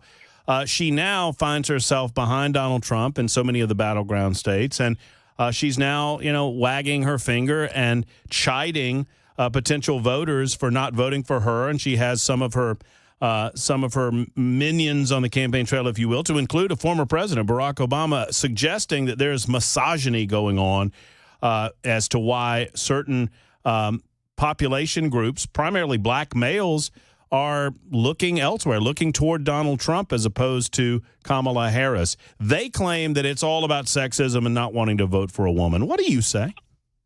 It is about Kamala Harris not being able to define who she is and what her plan is. How are you going to deal with a border? She can't tell you because she is fine with an open border. What are you going to do to bring down the cost of living and the impact of inflation? Well, her plan was to do more government money giveaways. That has never worked. It's not going to work now. And that is not a plan. And she does not have that approach of how she would lead the country. And then when it comes to Israel, she cannot even voice her support clearly and confidently there. And I've said so many times, Matt, you may not agree with me, but you will always know where I stand. And people know that I work overtime to stay in touch with Tennesseans so that they do know where I stand on an issue. And so many times when I'm out and about across the state, people will come up to me and will say, the thing I like is that when I hear about an issue, hear about something, I have a pretty good idea of how you're going to land on that issue. And, you know, when you look at Kamala Harris being voted the most liberal member of the U.S. Senate in 2019, or ranked, not voted, she was ranked that. I was ranked the most conservative. When you look at the fact of her voting record and the lack of time that she actually spent in the Senate, I think that shows that level of interest. But you have to be able to defend your record, and you have to be able to lay out what you would do about certain issues. Sadly, they have decided, the Democrats have, that the closing argument for Kamala Harris will involve calling names of their political opponent, using language along the lines that we heard prior to the first assassination attempt against Donald Trump. Now, it was my understanding that we were going to tone down the rhetoric, right? We heard that for a few days in the aftermath of the assassination attempt against him in Butler, Pennsylvania. But now it feels as if the rhetoric has ramped up even greater than ever. And I am legitimately afraid that someone who is mentally unstable will take that as almost permission to try to commit another act of violence against Donald Trump. And we want President Biden, Vice President Harris, and former President Trump, Senator Vance, all to be kept safe. Amen. We want them all to have the same level of protection and attention from the Secret Service. And as the Secret Service draws on resources from DOD and other departments, it is still up to the Secret Service to coordinate all of that. And when you have this rhetoric, and bear in mind, Matt, as you well know, every time they get into a point where their back is against the wall, they've all done it. They called George H.W. Bush. They called George W. Bush. They called John McCain, Reagan. Every one of them have been called a fascist. They do it every time. Right. They do it every time. Right. Every time. All right. And we know they're going to do that. So, but they need to stop it, and they need to come up with what they would do, what Kamala Harris would do if she was in charge for 4 years, and that is the answer she is unable to give. Senator Marsha Blackburn with us on Super Talk 99.7 WTN. You know, you've gotten a lot of reaction to your China commercial. As you expected you would, I'm certain. It's very clever. If you've not seen it, I can't imagine if folks haven't seen it, but Marsha is literally breaking up with China. And I'm curious if that translates to your agreement with President Trump on the issue of tariffs. Do you agree that tariffs are a good tool? I don't believe that they're the only tool, but I believe that they can be a good and necessary tool in order to try to convince manufacturing to come back to the United States of America in that way. Do you share that belief? we should be using an approach that is going to repatriate that manufacturing to the United States. Now, part of the frustration with China is that they do not uphold their end of the bargain when it comes to trade deals. And President Trump didn't hesitate to place sanctions and to require them to do that. But, Matt, we've got farmers out in West Tennessee that had planned to be exporting some of cotton and soybeans, and they are not able to do that right now because China is not upholding their end of the deal. I have fought, and as you know, I've led that fight against China buying farmland in the U.S. and in proximity to our military bases. And China will try to obfuscate and hide and block so that no one knows that they're really involved in these deals. That is wrong. We want to protect our farmland. China uses TikTok and other mechanisms to spy on the U.S., the Confucius Institutes, Confucius classrooms. That needs to come to a stop. I've spoken out against it. And then you look at the spy balloon that they floated across the country. And, of course, through the years, I've been threatened with sanctions and bans by China. And more than once, I've been called to the skiff to be informed that the Chinese Communist Party is trying to carry out or is carrying out a malign influence campaign against me. And we find out that they're doing that in this campaign. All of this to say, President Trump is right when he says we have to deal with China. They've got to keep up their end of the deal. They've got to stop taking our jobs. They've got to stop sending a virus as they did with COVID. They've got to stop buying our farmland, and using tariffs to make certain they get that message may be the most effective way to do that. And when you talk about these EVs and the batteries and the solar panels, those are items that enrich China. So if they're going to be a bad actor on one hand, let's turn around and use an enforcement mechanism so that we are protecting American jobs, we're protecting American citizens, we're protecting American manufacturing.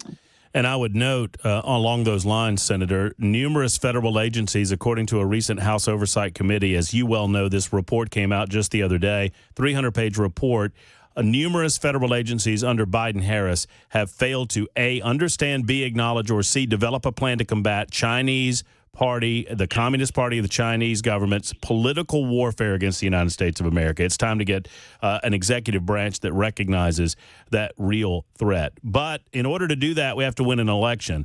Are you watching what's going on in Virginia and in other states where certain activist federal judges are blocking the removal of non-citizen voters in those states? I noticed this thing in Virginia today. I mean, obviously, this is something the American people need to be monitoring quite closely, right?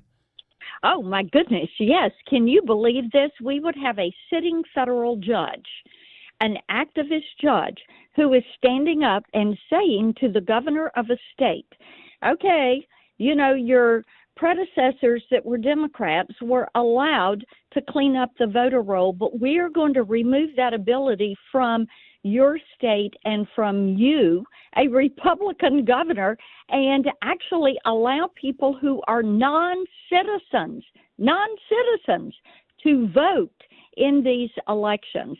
It is egregious. This is why it is so important that we have constitutionalists that are going to be on our bench. And, of course, those appointments come through the Senate, and we need to control the White House in order to be able to put those constitutionalists, not activists, on the court. Senator, always good to catch up with you. 11 days to go. We'll push through the tape. We'll push through the finish line. I have good feelings about your race, obviously, and great feelings about the presidential race as well. Best of luck to you if we don't get to talk before Election Day, and we'll talk again very soon. Thank you so much, Matt. Take care. Bye now. Right, you do as well. There's Marsha Blackburn. Several of you wanted me to ask Marsha if she believed in Bigfoot. I did not ask Marsha that question. I know she believes in Bigfoot. She's running against one. Super Talk 99.7 WTN. Hey, what's up, guys? It's Matt Murphy in the middle of downtown Franklin, Tennessee. We've talked so much about Savory Spice. I thought, why not show you the place? So let's go on in and see what's popping at Savory Spice. As I've always said, you will smell the spices even before you walk in. I can smell them right here in the doorway. Come on in, and let's introduce you to the one and only Holly, who is the owner and proprietor of Savory Spice. Say hey, Holly. Hello, everyone. Now, enough about Holly. Let's talk about spicy and easy products like the incredible taco soup, which, as I said, you put this in a crock pot, you put all the ingredients that it tells you to buy right there, you put the spices in, and it's so easy. So if you don't know what you're doing around the kitchen, it's a perfect way to find your way around the kitchen, as is the Mediterranean dill risotto. Now, for the holidays, pumpkin pie spice. What doesn't it have, Holly? Pumpkin. Doesn't have any pumpkin in it. That's a fun fact for all of you kids out there. Now, if you stop by Savory Spice, either in the Franklin location or at L&L Market, you can get yourself a sample of the dill dip, which is my absolute favorite. Just tell them Matt Murphy sent you to Savory Spice with purchase now. So come by Franklin or L&L Market in Nashville and come see Holly and the entire crew at Savory Spice.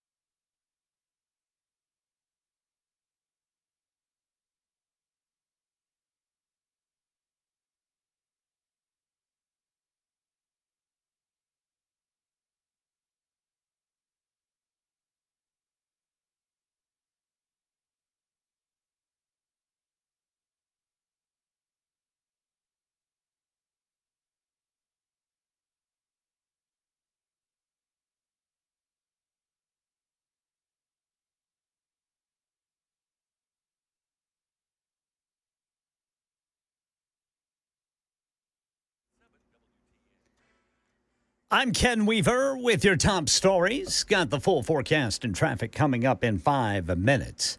Election 2024, we've got mixed data on early voting. ABC News political director and Washington Bureau Chief Rick Klein. The pace overall is not up to where it was 4 years ago, but we do have almost 35 million Americans already having voted, according to the University of Florida, which tracks this. Now, the reason the pace is down is obviously 2020 was the COVID year. A lot of people voted early, vote by mail. That said, we are seeing some records set early on in some of the in-person voting, and it is striking to see how many people are partaking of the opportunity. Georgia is setting records for early voting, in-person early voting. More than 2.3 million people have already voted in the state of Georgia.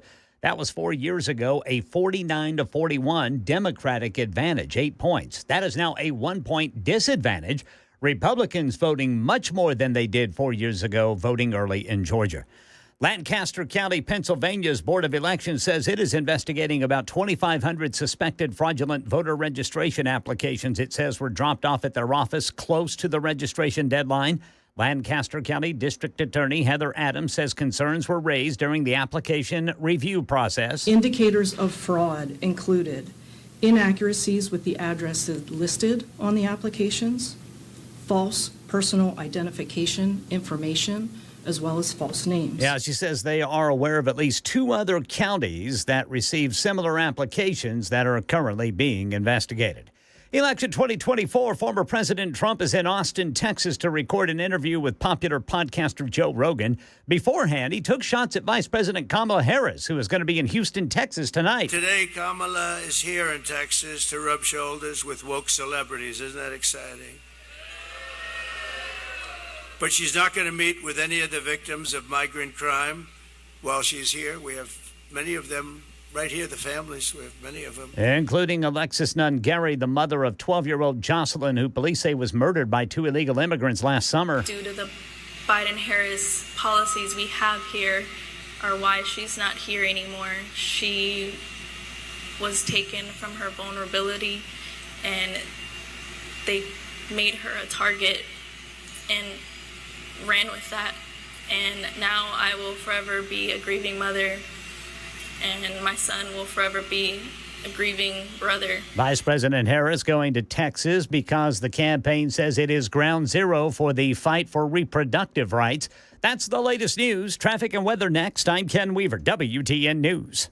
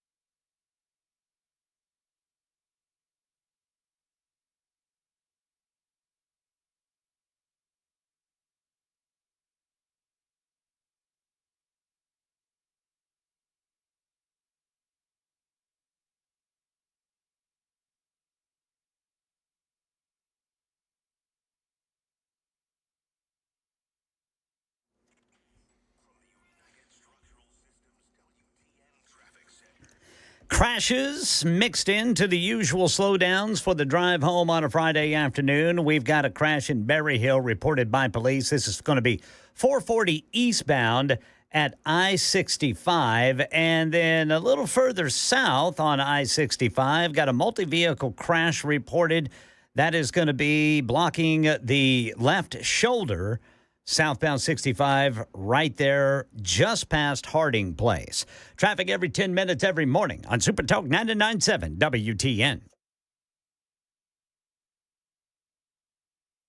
Hey, I'm Joan Jones on Super Talk 99.7. And you know, the dual power of radio and digital has always been such a plus for our advertisers. So if you're thinking about your 2025 plans, make sure you check us out at 997WTN.com/epic.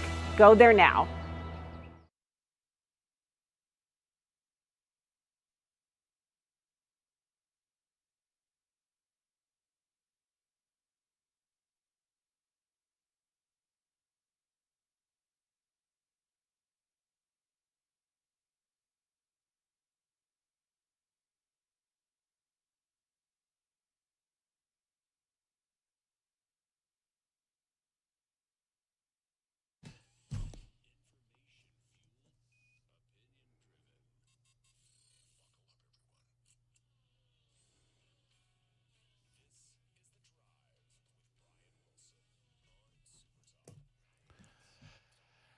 No Brian Wilson today. Matt Murphy in for Brian, and I have so much to do and only 2 hours to do it. It's 8 minutes after the hour of 5 o'clock on Super Talk 99.7 WTN. I hope the drive home's going well. I hope your lives are going well. I hope your week went well. I hope you have big weekend plans. Thank you to all of the weekend warriors out there that make our weekends as special as they are. I'm talking about restaurateurs, convenience store workers, you know, the people that put in the time and the energy over the weekends, not to mention, obviously, the first responders, police officers, firefighters, EMTs, and the like.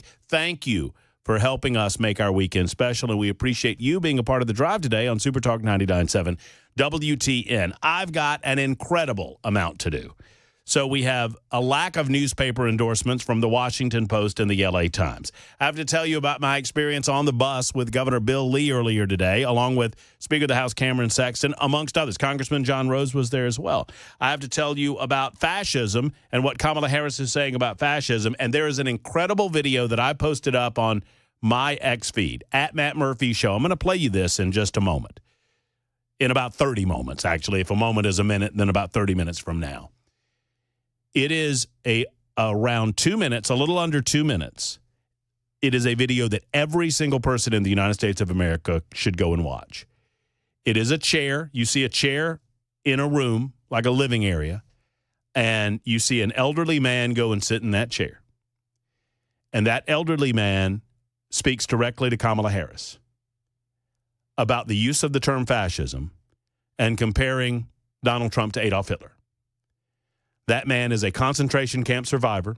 He's 94 years of age. And he shows you his credentials. His credentials involve a tattoo on his arm. And it makes me almost weep even saying it. Every single person needs to go and watch this video. Because this man would suggest to you that comparing Donald Trump to Adolf Hitler is a little bit insulting to the millions of people that died at the hands of Adolf Hitler. We're going to play that with you in just a couple of minutes. Also, we're going to talk about transgenderism and the fact that 10 million of your dollars, your taxpayer dollars, went to a study that will never be published. It was a study on puberty blockers in transgender youth. And the reason that study will never be published is because that study did not find what the author of that study wanted to find. And so instead of admitting that they were wrong, they have spiked the study. The New York Times actually published this story. And we'll tell you about that in just a moment. But right now, friends and ladies and gentlemen, friends and foes, it is my pleasure to introduce to the afternoon listening audience a man that I get to talk to on these Fridays together. He is my best friend. He is our legal correspondent. He's a good Tennessee man, my life consultant, and my gambling buddy. It's Jay St. Clair. It's Friday. It's not morning, but it is Friday. We've got him for an abbreviated span of time, and I appreciate his participation in the afternoon drive portion of the broadcast day. His name is Jay St. Clair, and he joins us now. Jay, I have a question for you. Yes, sir. How you doing? You know, man, if I were any better, I would be my long-lost friend, John Redmond. You have done such a good job of connecting me with people from my earlier life. And John Redmond and I grew up together, man. He's the guy that introduced me to smut meme. How did you reconnect with John Redmond, Jay? Well, I think through your radio show. Well, that's cool. And then last week or 2 weeks ago, my college roommate, Tom Biggs, reached out to you, right? And said, hey, I know that guy. Yep. I was his roommate at UT. Hey, can you get me a hold of that guy? I figured you owed him money, Jay. That's why he was trying to get a hold of you. Well, we played a lot of backgammon back in our day. Is that what you guys did at UT? Played backgammon? Oh, absolutely. Yeah, backgammon. Absolutely. Well, it was the 1970s, right? So have you seen the 70s show? Uh-huh. Yeah. Very realistic. So imagine them down in the basement, and there's a backgammon board. Oh, yeah. And the camera's going from one person to another person to another person. Exactly. There's a lot of smoke in the background for some reason. Yeah, I get the picture. Yeah, so my buddy John Redmond, he we just back there, it was Johnny and he's John. So anyway, we've connected up together, and he turned me on to smut memes. And so now we're all getting into racing, and it's just great. That's awesome. Well, I'm glad we made those reconnections. That's pretty cool. It's a small world when you think about it, Jay. It is small and it's round, man. So be nice to everybody. You have no idea who your next boss is. That's well said. That is well said. Well, Jay, I have a few questions regarding your experience arguing cases, your experience in a courtroom, and your experience arguing cases up to the Supreme Court. And for those listening in the afternoon hours that don't get a chance to listen to my show normally from noon until 3, Jay comes on these Fridays. He is my great friend, but he is an incredible legal mind. So much so that he has argued cases that have gone to the Supreme Court. And one of those cases was the Goodyear Lilly Ledbetter case. Many of you might recall that case in the news over the years. Lilly Ledbetter just passed away a few days ago. And we talked about it on my show last week. Well, there's a new development here in the state of Tennessee, Jay, involving a law that was passed by the legislature. Right. I don't research that. Well, it's now moving its way up to the Supreme Court, and I believe they're using Tennessee as kind of the case in which they will decide certain things about what the state can and cannot do regarding the health care of minors, I guess is the basic way to put it. Yep, that's very well said. I want to start with this. What ways the Supreme Court seems to be different than any other court of law in the United States of America. Is that a fair thing to say? I mean, I've never been in there, but I mean, you've experienced it more than most. How would you characterize arguing before the Supreme Court? Well, it's different in many ways. That's very well said. And I think the big difference of the Supreme Court from any other court in the United States is they get to decide which cases they want to hear. That's not true for any other court. Any other court, if a case gets filed, they have to hear it. Mm-hmm. You only get to the Supreme Court by their permission. Mm-hmm. We call it certiorari. Add that to your Latin terms. And so that's the first thing. And they take fewer and fewer cases. But then, once they take a case, then, when you're on appeal, it's not a new trial, man. There aren't witnesses. There's no jury and such. They're looking at all the legal papers that happen below. They have the transcript of the trial, and they have all the exhibits and so forth. So there's no witnesses. There won't be any trial. You go and have oral argument. So it's just the judges, and then the other difference is there are 9 judges. Normally we argue to 3 on appeal. Well, in circuit court. I guess Supreme Courts could be 9, but so there's 9 judges up there, and you're very close to them. The Supreme Court, the room they sit in is really quite small, mm-hmm. and you get 30 minutes. That's all you get. Each side gets 30 minutes.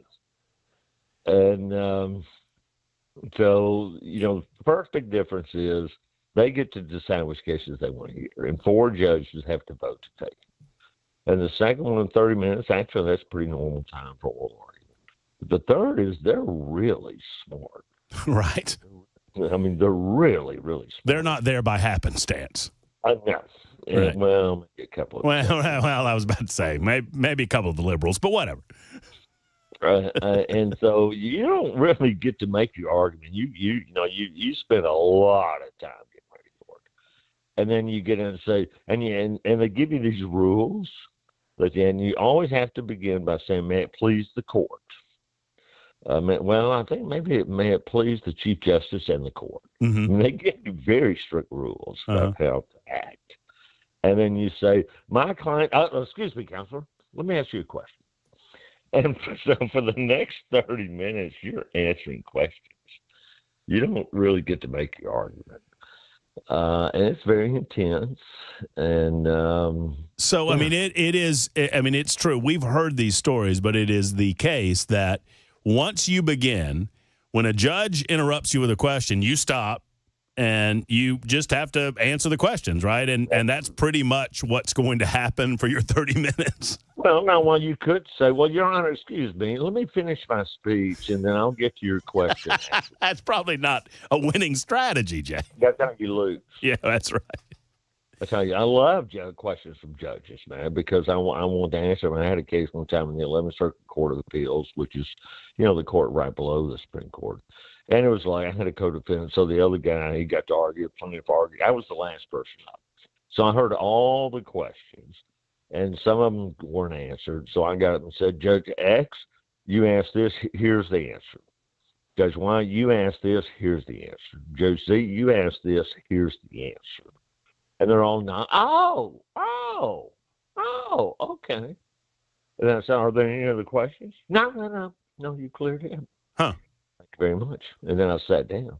I only use like 5 minutes of my time. So what you want to do, when they ask a question, it's very, very good. That's what's bothering them. Right. And so, yeah, I would love it in the middle of a jury trial. I mean, actually, there's some judges that I'm practicing in front of that do this. The jurors get to ask questions. Huh. They write them out and give them to the judge, and then the judge reads it. But, I mean, that's the questions I want to answer because that's what's bothering them. Because if you can lay those to bed, you've got a much better chance. Absolutely. And for those who didn't hear it, and we talked about it last week when we were kind of reflecting on the Goodyear-Ledbetter case, you thought you had Ruth Bader Ginsburg on your side. We don't have to bring that up. Well, I mean, you won the case, Jay. You won. It's good. It's all good. It didn't quite feel like. We'll see. The movie's out now, and so we'll see if in the movie I win the case. That fella that's playing you in the movie, Jay, I love you. You are my brother from another mother. But that fella that's playing you in the movie he's a little more handsome than you. I mean, I'm just throwing it out there. What we've been saying around the office is people say, well, they can't wait I can't wait to see how it butchers your accent. Well, that's true. Well, but I said, what do you mean? I don't have an accent. What are you talking about? I sound like everybody I know sounds exactly like me. Well, the reason I bet you had an accent when you were at Yale. Well, I use that. I got a lot of free beers at the Yale Law School. They just want to listen to you talk. Well, when we come back, and we've got abbreviated St. Clair time, so we've only got one more segment. The reason I bring any of this up about the United States Supreme Court is I'm going to ask Jay what he expects the arguments to be regarding the transgender law that was passed in the state of Tennessee. Now, if you don't know, Tennessee last session passed a law that prohibits puberty blockers and surgeries to be done on minors for the purpose of changing genders. And I may be misstating this a little bit. Jay will correct me if I'm wrong. I'm curious what Jay's thoughts about the possibilities of this before the U.S. Supreme Court. It will make a big difference in what goes down at Vanderbilt. You guys know the story of the expose. Matt Walsh was instrumental in exposing the activities of the Vanderbilt Medical Center several years ago. 21 after the hour, Super Talk 99.7, WTN. Hey, what's up, guys? It's Matt Murphy in the middle of downtown Franklin, Tennessee. We've talked so much about Savory Spice. I thought, why not show you the place? So let's go on in and see what's popping at Savory Spice. As I've always said, you will smell the spices even before you walk in. I can smell them right here in the doorway. Come on in, and let's introduce you to the one and only Holly, who is the owner and proprietor of Savory Spice. Say hey, Holly. Hello, everyone. Now, enough about Holly. Let's talk about spicy and easy products like the incredible taco soup, which, as I said, you put this in a crock pot, you put all the ingredients that it tells you to buy right there, you put the spices in, and it's so easy. So if you don't know what you're doing around the kitchen, it's a perfect way to find your way around the kitchen, as is the Mediterranean dill risotto. Now, for the holidays, pumpkin pie spice. What doesn't it have, Holly? Pumpkin. It doesn't have any pumpkin in it. That's a fun fact for all of you kids out there. Now, if you stop by Savory Spice, either in the Franklin location or at L&L Market, you can get yourself a sample of the dill dip, which is my absolute favorite. Just tell them Matt Murphy sent you to Savory Spice with purchase now. So come by Franklin or L&L Market in Nashville and come see Holly and the entire crew at Savory Spice.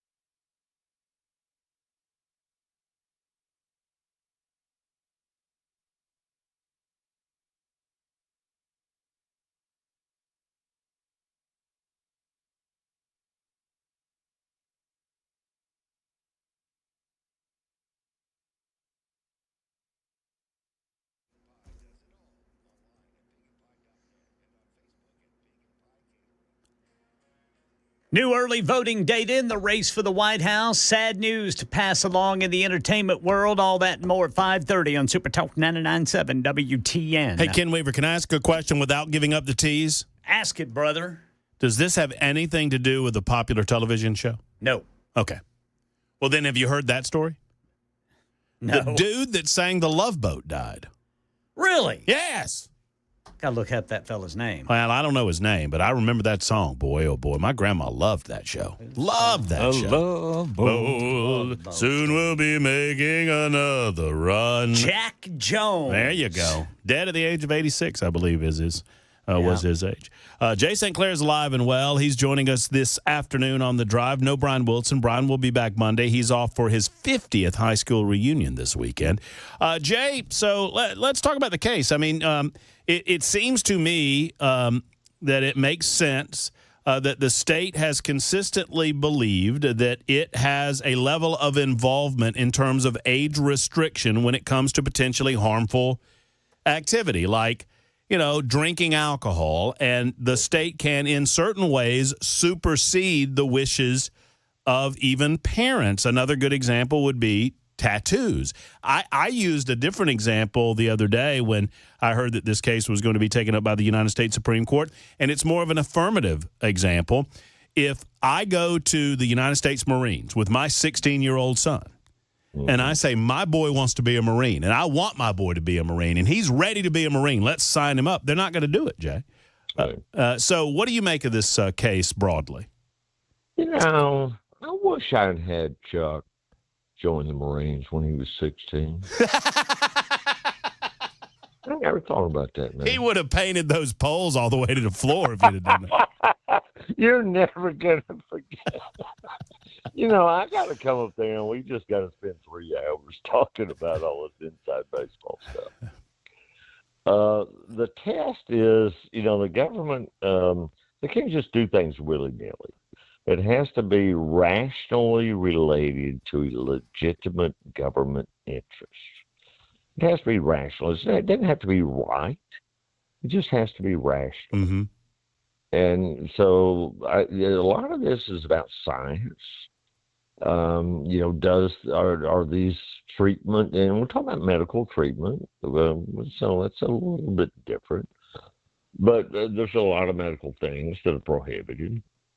And they made a trial record. They had experts come on and talk about, are these treatments effective and safe or not? And the judge decided they were not, or at least that the state's interest trumped that. I didn't do that on purpose. It just kind of happened. Trumped that. I heard what you said there. And so that's what they'll be looking at. And part of what they'll be looking at is transgender the same as sex, because that may change the standard a little bit. But, so the government can't just do anything. It has to be rationally, is the term that's in the law, related to a legitimate government interest. So what does that mean? You can't, the government can't tell you what clothes to wear. Right. I mean, right. Just generally, it's your choice. But if the Tennessee General Assembly passed a law that said it is illegal to wear roll-tide jerseys to high school, that's probably rationally related to a legitimate government interest. Well, you got my agreement there, buddy. I couldn't let that No, you got my agreement there. I mean, why not? So, I mean, but is the age piece, that piece a part of it, though? Like, absolutely. Big okay. Time. Yeah. Absolutely. Yeah. Big time. The government has a very strong interest in protecting minors. Right. And adults, and like the drinking age, the smoking age. The government has a very strong interest in protecting minors. That's a big part of it. And the fact that it's limited just to minors, I think, frankly, is going to win the case for them. Nice. Because once you're an adult, then, it's your business. Right. You become a Florida fan if you want to. Ooh. Well, I mean, people are entitled to bad decisions. A lot of folks make a lot of bad mistakes in their life. I've made a lot of bad mistakes in my life, but I've never once considered being a Florida Gator fan. Well, just call it up. Jay, you have a wonderful weekend. Hit them straight if you're hitting them, and we'll do it again next week, my friend. Thank you, buddy. All Love right. you. Love you too, buddy. Take care. That's my good friend, life consultant, legal correspondent, and gambling buddy, Jay St. Clair, for a few good minutes. Another good friend of mine is Ken Weaver, and he's got headlines in the newsroom on Super Talk 99.7 WTN.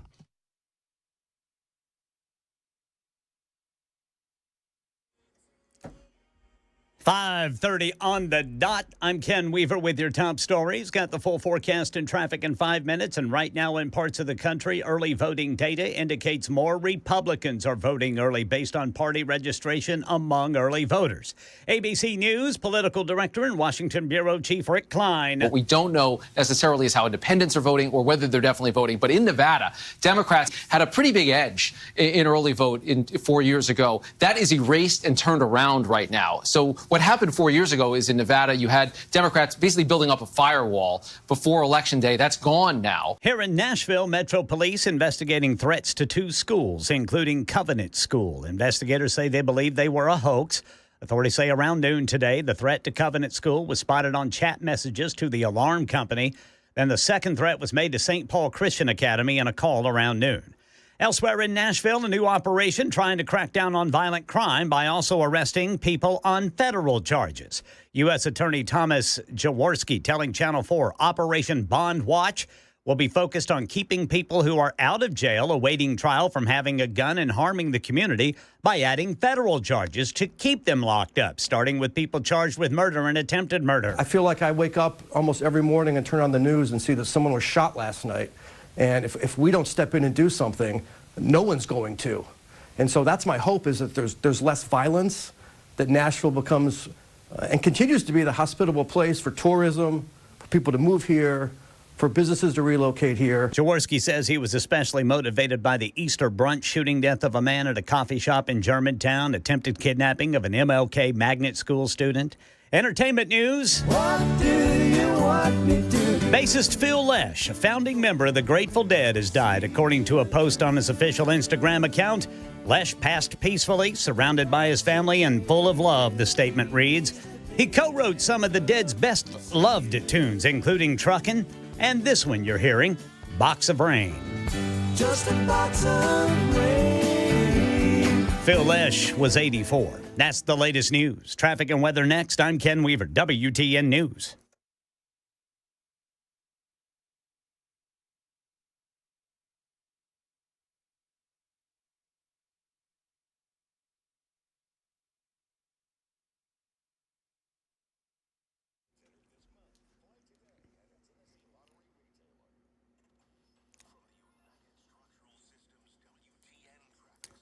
All right, police still reporting a crash 440 eastbound at I-65 and then 840 in Rutherford County. This one's going to be eastbound between Veterans Parkway and I-24. Traffic every 10 minutes every morning on Super Talk 99.7 WTN. Hey, what's up, guys? It's Matt Murphy in the middle of downtown Franklin, Tennessee. We've talked so much about Savory Spice. I thought, why not show you the place? So let's go on in and see what's popping at Savory Spice. As I've always said, you will smell the spices even before you walk in. I can smell them right here in the doorway. Come on in and let's introduce you to the one and only Holly, who is the owner and proprietor of Savory Spice. Say hey, Holly. Hello, everyone. Now, enough about Holly. Let's talk about spicy and easy products like the incredible taco soup, which, as I said, you put this in a crock pot, you put all the ingredients that it tells you to buy right there, you put the spices in, and it's so easy. So if you don't know what you're doing around the kitchen, it's a perfect way to find your way around the kitchen, as is the Mediterranean dill risotto. Now, for the holidays, pumpkin pie spice. What doesn't it have, Holly? Pumpkin. It doesn't have any pumpkin in it. That's a fun fact for all of you kids out there. Now, if you stop by Savory Spice, either in the Franklin location or at L&L Market, you can get yourself a sample of the dill dip, which is my absolute favorite. Just tell them Matt Murphy sent you to Savory Spice with purchase now. So come by Franklin or L&L Market in Nashville and come see Holly and the entire crew at Savory Spice.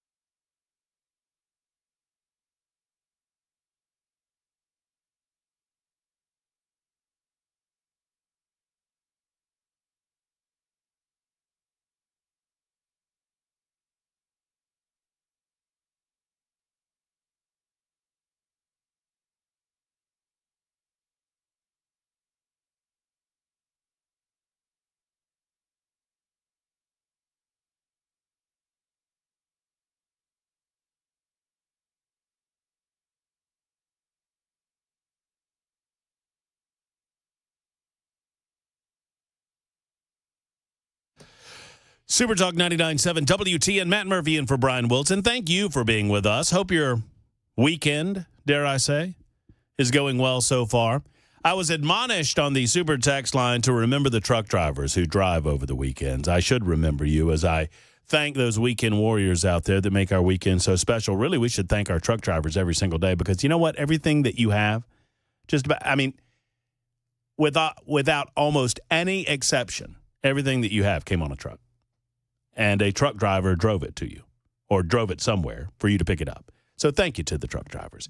615-737-9986 if you want to get involved. 539 Super Talk 99.7 WTN. So this story I mentioned, and it relates directly to the transgender law. I call it a transgender law, and I shouldn't. It is a law prohibiting underage individuals in the state of Tennessee from receiving transgender-related surgeries or puberty blockers relating to manipulating their hormones, etc., in that fashion that would be permanent in nature. This is all related to the expose on the part of Matt Walsh at the Daily Wire from several years ago that Vanderbilt Medical Center was not only engaging in these activities, but making a good amount of money engaging in these activities. I've long argued, and medical evidence supports this argument, that there is no tangible benefit. There is no benefit whatsoever in making these types of permanent life-altering decisions prior to the age of majority. And invariably, when you make that argument, you hear from those who support these ideas that it is life-saving in its nature because people who find themselves gender dysphoric are more willing to commit acts of violence against themselves or to commit suicide, God forbid, as a result of their gender dysphoria if they don't receive some level of relief in the form of puberty blockers or living a life of their own choosing or even sex change surgery. Now, forget the fact that that those that engage in sex change surgery would tell you that they actually need an individual, based on the way these surgeries are performed, they actually need an individual who is female to go through puberty. They need an individual who is male. If you want to transition to the other sex, and I'm not going to get into the gory details of why this is so, you can look it up for yourself if you want it. But they actually need you to be fully formed in terms of your puberty before they can actually do an appropriate sex change operation if you are legitimately gender dysphoric. So you're actually, if you try to do it before puberty, you're actually harming the process physically. But that's neither here nor there when I tell you the next step. The National Institutes of Health, yes, the same National Institutes of Health that was run for years by our good friend and buddy Anthony Fauci, a man that I believe is directly responsible for the deaths of hundreds of thousands of Americans. The National Institutes of Health funded a study where researchers chose 95 kids who had an average age of 11. Those individuals gave them puberty blockers starting in 2015. The treatments were meant to delay the onset of bodily changes like the development of breasts or the deepening of the voice and other aspects of puberty that we are all well familiar with. They followed up with the young people for 2 years. The treatments were administered during that entire time. We now know, thank you to a report by the New York Times. Believe it or not, the New York Slimes actually reported on this. And it has subsequently been reported by other publications. So if you want to go read this for yourself, you may. You don't have to get behind the paywall of the New York Times. A prominent doctor and trans rights advocate has now admitted that based on the results of this study that I told you about, a legitimate scientific research study, they are now deliberately withholding the publication of this $10 million taxpayer-funded study on the effect of puberty blockers on American children. Why would they withhold the results? from the public that paid for it. Because they found no evidence that they improved the patient's mental health whatsoever. In other words, the one talking point that the political left had on this issue was that if you don't do this as early as possible, these young people are going to be so mentally disturbed. They are going to be so mentally incapacitated based on the mental jail that they find themselves in, that they will commit acts of violence against themselves, that they might try to kill themselves. That in order to improve their mental stability and their mental health, you have to do these things. A $10 million research study proved that that is not the case. Well, we always knew that it wasn't the case. But now we have medical research to back that up. Sadly, I cannot point you to where you can read that because they're withholding the study. It is not medical science if you engage in a research study and you get an outcome that you don't like and you decide that you're just going to pretend the study doesn't exist because you don't like the outcomes. If you know what you want the outcome to be prior to administering the study, why not just write the outcome paper and publish that without doing the study whatsoever and save us the $10 million? Dr. Joanna Olson Kennedy told the New York Times that she believes the study would be, quote, weaponized by critics of transgender care for kids. Oh, you think?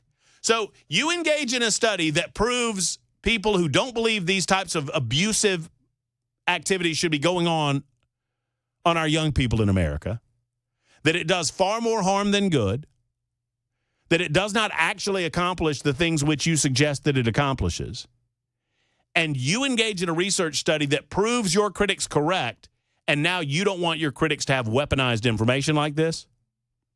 Typical.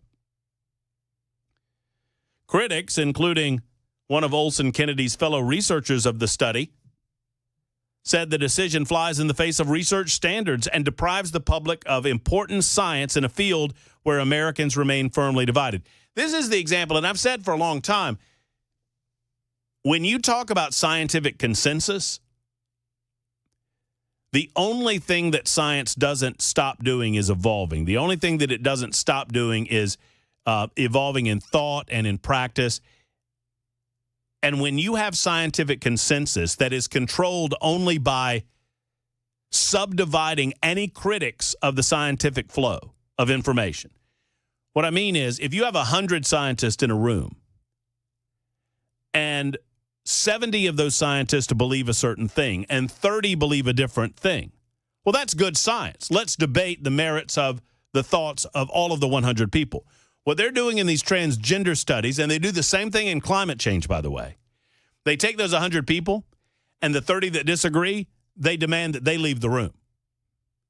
And once those 30 that disagree leave the room, they say, well, those people weren't really accredited. Those people, they get their money from the wrong places, or they find a reason to disparage the reputation of the individuals that disagree with the prevailing mood of the scientific community. And then they tell you the scientific community universally agrees on these things. Does that make sense to you? If I only allow voices that agree with me to speak up, then obviously we're going to have 100% agreement on whatever subject we're talking about. And that's what's happening in these scientific communities where transgenderism has taken hold and wokeism has taken hold and supersedes scientific study itself. So there was a Dutch study, which is the one research study that is often cited by proponents of giving kids puberty blockers.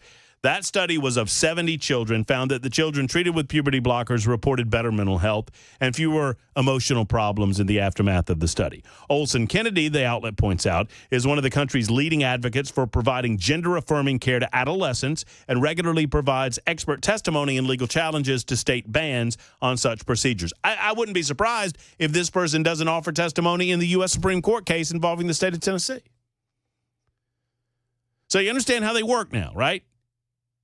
If it confirms what I already believe to be true, we're going to roll it out. We're going to publish it. All is well. If it doesn't, we're going to pretend like it never happened. And then the next time someone brings it up, we're going to act as if you're making it up. In the meantime, children are being cut on. Children are not being allowed to grow as children. There's another case, and I don't have it in front of me. There's this youngster, and I posted this on my X page, my X Machine page. You can find it at Matt Murphy Show. There was an 8-year-old little boy that was on the cover of National Geographic magazine and was literally and figuratively the poster child of transgender youth. And we were told that that 8-year-old little boy wanted to be a little girl. And that 8-year-old boy was gender dysphoric. And that 8-year-old boy was a personal advocate of all of this. And the mother was all in, and the kid was all in, and the doctors were all in, and this will solve all of your problems. If you have any emotional issues, if you have any behavioral issues, don't worry. All of those issues will be solved. That was about 10 years ago. That young man went through puberty blockers, did not go through the physical surgery, but went through all of the puberty blockers to the point that that young boy is now sterile, can never have children of his own, and obviously has gone through certain physical limitations in terms of body development, and I won't get into it, but I think you understand what I'm talking about. The parts of you that grow during puberty did not grow for this young man. And guess what the end of the story is? I think you kind of figure it out. The little boy went through a phase where he wanted to be a pretty, pretty princess, and he wanted to wear dresses, and he wanted to color his hair, and he went through this phase, and mama and doctors said, let's go all in. Let's block that puberty. Let's prevent that growth. Let's not let that little boy become a little boy. Let's not let him figure it out. This is not to suggest that gender dysphoria doesn't exist. Obviously it does. But surprise, surprise, this little boy was just going through a phase, kind of a reverse tomboy deal. Now, this little boy can't be a little boy anymore because he hasn't grown to be a little boy. So he considers himself non-binary because it's all he's got. But the 17-year-old now tells you that he regrets it all. And this story after story after story after story out there on the exact same line. But the mainstream media won't tell you any of those stories. They won't tell you any of those stories because it doesn't fit their narrative. Just like the scientific research paper. It's shameful. It's shameful that we're doing this to our children. We're going to look back on this period in our history, and Europe is already doing it. Europe is 10, 12, 14, 15 years ahead of us on this. They're already recognizing the damage that was done to a generation of children, telling them, you know what, you're born a boy, you can be whatever you want. Just say the word and you're a cat. It's not the way it works, folks. And we're destroying a generation of our children, or at least in certain segments of the population. It's 52 after the hour on Super Talk 99.7, WTN and The Drive. The guaranteed offer is the easiest way to sell your home. It's really simple. We bring you an all-cash offer. You close in as little as 21 days.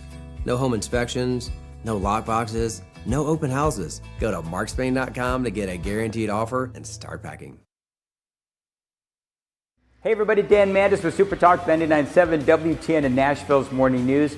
Right now, we are bringing results for our clients using both our radio and digital assets. 2025 is going to be a huge year, not only here in Tennessee, but of course, across America. If you want to jump on board, again, we're offering great incentives. Find us online, 997WTN.com, and let's talk.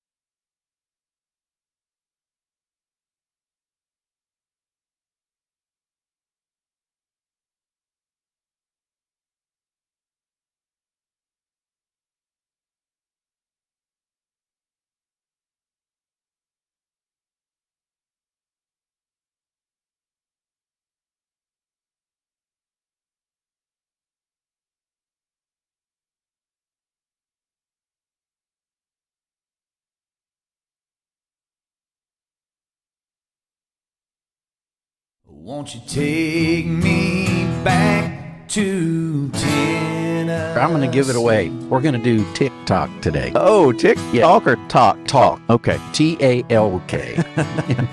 Spring is here. Today we're going to talk about ticks. Bugs are coming out. Unfortunately, ticks are coming out. People are going to be out in the woods. First, the types of ticks. American dog tick, the black-legged deer tick, the Lone Star tick. We've got a Gulf Coast tick. Got a new one coming in, the longhorn tick. These are the ones we need to watch out for. 75% of vector transmitted diseases now are from ticks. Rocky Mountain spotted fever, rickelosis, tularemia, Lyme disease, almost flu-like, going to run a fever. You may or may not get a rash in the saliva. They secrete this cement to glue themselves in. Oh, wow. Yeah, that's great. So you need to get some tweezers, get down on that capitulum and grab it and pull the tick off. Do not grab the body. A lot of people think ticks drop out of trees. They don't drop out of trees. And they can't jump. And they can't fly. So they're in the leaves, on the plants and things. On the grass, on the leaves of the grass. And they do this number with their front legs. And that's called questing. They are sensing a prey item coming by. They'll take those legs and latch on and then crawl up. And then there you go. You're battling it.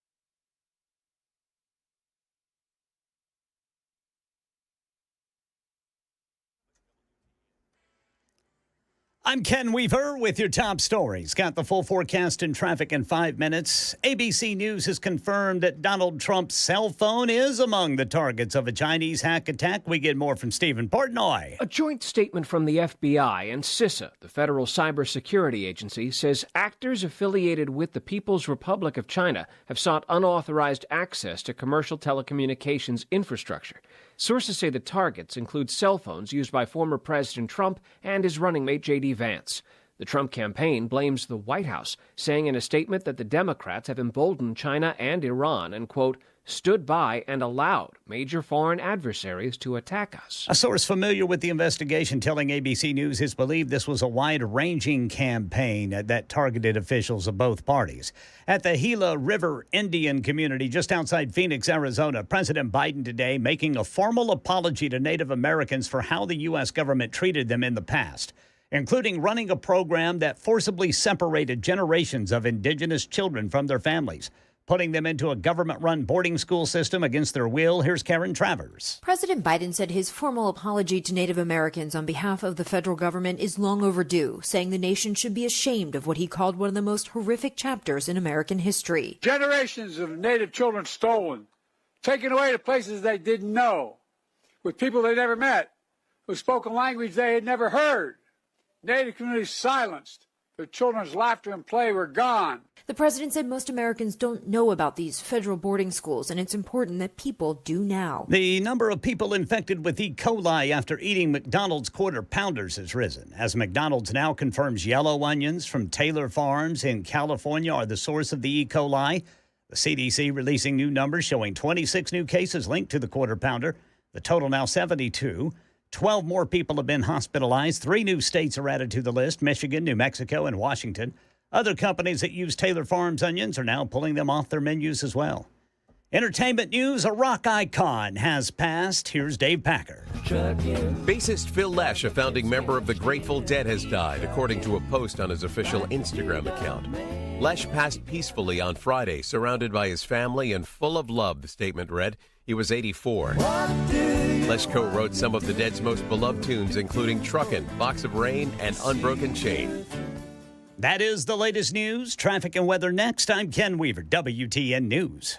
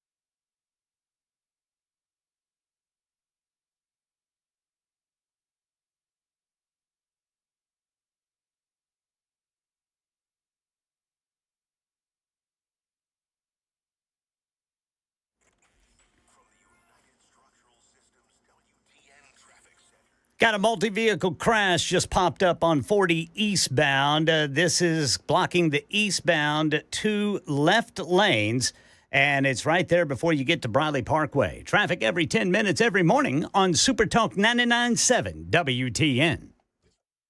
Hey, what's up, guys? It's Matt Murphy in the middle of downtown Franklin, Tennessee. We've talked so much about Savory Spice. I thought, why not show you the place? So let's go on in and see what's popping at Savory Spice. As I've always said, you will smell the spices even before you walk in. I can smell them right here in the doorway. Come on in, and let's introduce you to the one and only Holly, who is the owner and proprietor of Savory Spice. Say hey, Holly. Hello, everyone. Now, enough about Holly. Let's talk about spicy and easy products like the incredible taco soup, which, as I said, you put this in a crock pot, you put all the ingredients that it tells you to buy right there, you put the spices in, and it's so easy. So if you don't know what you're doing around the kitchen, it's a perfect way to find your way around the kitchen, as is the Mediterranean dill risotto. Now, for the holidays, pumpkin pie spice. What doesn't it have, Holly? Pumpkin. Doesn't have any pumpkin in it. That's a fun fact for all of you kids out there. Now, if you stop by Savory Spice, either in the Franklin location or at L&L Market, you can get yourself a sample of the dill dip, which is my absolute favorite. Just tell them Matt Murphy sent you to Savory Spice with purchase now. So come by Franklin or L&L Market in Nashville and come see Holly and the entire crew.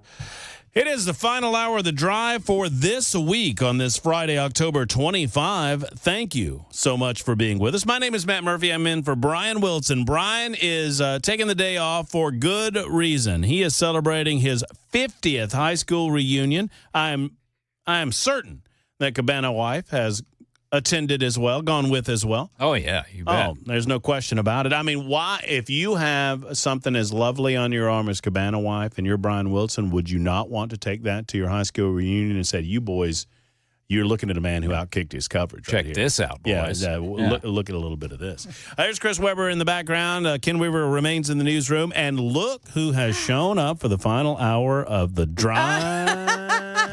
Yes. What about this one? I forgot I had a theme song. That's right. Had to pull that one out. I have an apology to the listening audience of Super Talk 99.7 WTN. Why? Because for some reason, I went to a restaurant that is of the same name in town called the Red-Headed Stranger. And for some reason, I thought of you, and I was like, that's kind of like Pamela, the Red-Headed Stranger. And then I started calling Pamela Fur the Red-Headed Stranger, and then now she's living up to her name, and we haven't seen her in forever, and I feel responsible for this. Well, I mean, when I'm not wanted. Oh, well, you're I'm always not wanted. always wanted with me. Where's the Red-Headed Stranger restaurant? It's it is in it's like Nashville. So it's like East Nashville. East Nashville. I'll have to check it out. It's in a neighborhood. It is like a little Tex-Mex. If you go and if you can handle green chilies, they have a green chili cheeseburger. Oh my goodness! So good. It is like Tex-Mex. It's great. It's fabulous food. Good stuff. So it's right in East Nashville. Yeah, East Nashville. I might have to check it out. It's on Arrington Street, right off of Meridian. I know it well. Of course, yeah. And they have a lot of they've got burritos and different types of. And you got the cheeseburger. Oh my goodness gracious, so good. They have a crunch wrap that's really good too. Anyway, all right, cool. Can you tell I'm hungry? Yeah. And I'm also thirsty. Are you a little thirsty? You brought libations. I did. I brought. Look at that old Weller antique that we can taste. As you can see, there's not a lot left. And then I brought a bottle of Freedom and Whiskey. See on Super Talk TV that we're going to open together. This was an expensive bottle. I don't want to tell you how much I paid for it. Like you and me right now, we're opening that? Well, it can be now. It could be 10 minutes from now, whenever you want. But because we're talking about the bourbon bash, I thought I'd bring some bourbon. And if you guys want to taste it in there in that office or in that studio, they can as well. I would rather have a bottle in front of me than a frontal lobotomy. Yeah. Okay. That's what my dad always said. Pamela's one of the reasons that Pamela's here. One, I want your take on everything that's going on because I haven't talked to you about a lot of stuff that's going on, and I value your opinion. Yeah, so we'll do that. We haven't done a cocktails and conversation in a while, so we can do it today. That's right. Yeah. But two, and most importantly, we are encouraging people to get to your website and buy tickets to the Bourbon Bash, which is happening November 16th. I'm very excited. Yeah, Bourbon Bash Tix, TIX.com. Proceeds will benefit the Gary Sinise Foundation, which I think everybody is pretty much familiar with. And they help all branches of the military, but I didn't know this until what had happened in East Tennessee and West North Carolina. they help first responders and military personnel who are on the ground helping in natural disasters. The Gary Sinise Foundation will come in and feed them. Oh, yeah. Because they need meals and they need a place to sleep. And they're there, boots on the ground right now in East Tennessee and Western North Carolina. So I think that's pretty great. What a perfect coming together of that wonderful organization and your wonderful organization and the things that you do for Bourbon Bash. Yeah, I think so. And it's going to be at the factory in Franklin, Liberty Hall, 6 o'clock. I know old school, and I'm happy that I got in when it was still at the distillery. Yeah, because I got to experience that. But, I mean, it is a byproduct of the success of the event. Yeah, we've outgrown it. That you just had to move to a bigger facility. Had to move to a bigger facility, and one of the things, now that it's inside, we don't have to deal with the elements. Now, I love being outside. I love big fire pits, which at the Leapers Fork Distillery, they have all kinds of, is it brass or copper? Those copper fire pits out there, which is pretty great. You guys can smoke your cigars outside while you're enjoying a little bit of bourbon. But if it rained, we're in trouble. Even though we had tents, it would make it very muddy or what have you. And if it was 20 degrees, if I recall, your very first experience, it was cold. It was like 20 degrees, maybe below that. Yeah, it was very cold. Which again, we brought in heaters and we were able to do all of that. But at the factory, you don't have to deal with any of those elements. Everything's right there under one roof, and it's a lot of fun. So if you get the opportunity, go to bourbon-tix.com and get your tickets as soon as possible. We would love that. Absolutely. And we'll be talking about the Bourbon Bash throughout the course of the hour. I hope that you can stay for the entire hour. I'd love to have you because you got giveaways, you got silent auctions, you got all sorts of things about entertainment. And we got you, didn't we, on the silent auction twice? Oh, no. I'm such a sucker because you know what I do is, yes, you got me twice. Once the first year. Yeah. I only won. You call it winning, right? Yes. On silent auctions, it's winning. Yes. I won one thing. Yeah. And trust me. 7 bottles of Pappy, which if you're a bourbon person, Pappy Van Winkle is a very rare, great bourbon. There's a bottle that's 25 years old. There's a bottle that's like 18 years old, that kind of thing. So we've got that. It's worth $20,000, these 7 bottles. So we've got that. We've got, I think it's 5 or 6 bottles of the different expressions of Weller that we're going to auction off in the live auction. It's going to be pretty great. So you should come. And if anything, it's just entertaining to watch people try to outbid one another in the live auction. It's very entertaining. Live auctions are such trouble. Have I told you the story about winning the drunken Key West trip? No. I was asked to, years ago, it was right around COVID, I was asked to MC an event similar in nature to this one. And as master of ceremonies, they said, you can, we've got a dinner for you. And by the way, open bar available. And I was like, well, I can Uber home. And so I, took advantage. Once my duties were done as master of ceremonies and they started the auction. And you didn't have to speak. That's right. I sampled a little of the wares that they were providing. And at my table seat, they had the little paddles. Some of them have the little paddles. And we had there were 12 or 14 various trips that they were live auctioning. And I thought, well, I need to be a good master of ceremonies, similar to what I do at the silent auction. I was like, let's get these things up. So if there were 2 or 3 people bidding, I would just, let's bid. Yeah, let's bid. So it comes to this Key West trip, and I'm bidding on it. And there were 2 other guys bidding on it with me. And I thought, well, I'm going to make sure that I get out, early. And we got like $1,500 for this 5-day, whatever, Key West trip. And I'm 50, and everybody's bam, bam, bam, bid, bid, bid, go, go, go. And Murphy throws one up, and then everything stops. How much? It was like $1,750. And I'm like, okay, I guess I'm going to Key West. So I know what we need to do with Matt Murphy at the Bourbon Bash is keep giving him more alcohol. Get me liquored up. Get me liquored up, and I'll, You'll bid on anything. Let's see how long this American Express will work. Right? They tell me it's unlimited. Let's find out. But it's for a good cause. Again, it's the Gary Sinise Foundation. Freedom and Whiskey presents the Bourbon Bash this year, and Freedom and Whiskey is now, it's a brand now out of Leapers Fork Distillery, and they help. I'm showing it off on the television side. Specifically, Special Forces guys who come back with a special skill set and no place to go to use those special skills. So Freedom and Whiskey kind of pairs them with companies and people who can help them put those skills to work. Can I read off the bottle here? Of this course. is good. This says, Freedom and Whiskey honors the men and women at the tip of our military spear that safeguard the freedoms we enjoy as Americans. For us, these operators anonymously and continuously lay down their lives on the line in the most hostile environments on earth. The spirit encased in this bottle pays tribute to the sacrifices these individuals make on our behalf.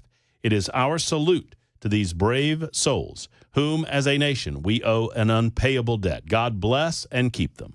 How about that? That's good. That's very, awesome. very good. And as you can see, it says it's batch number 1, I believe. Doesn't it say that on the bottle somewhere? It says batch 01. Yeah. So when I first met Lee Kennedy, who's been a great partner with me on the Bourbon Bash since really the beginning, they had just opened in October, and our first Bourbon Bash at the Leapers Fork Distillery was that November. So we had only known each other for about 6 weeks, but he was very open to us having the event there.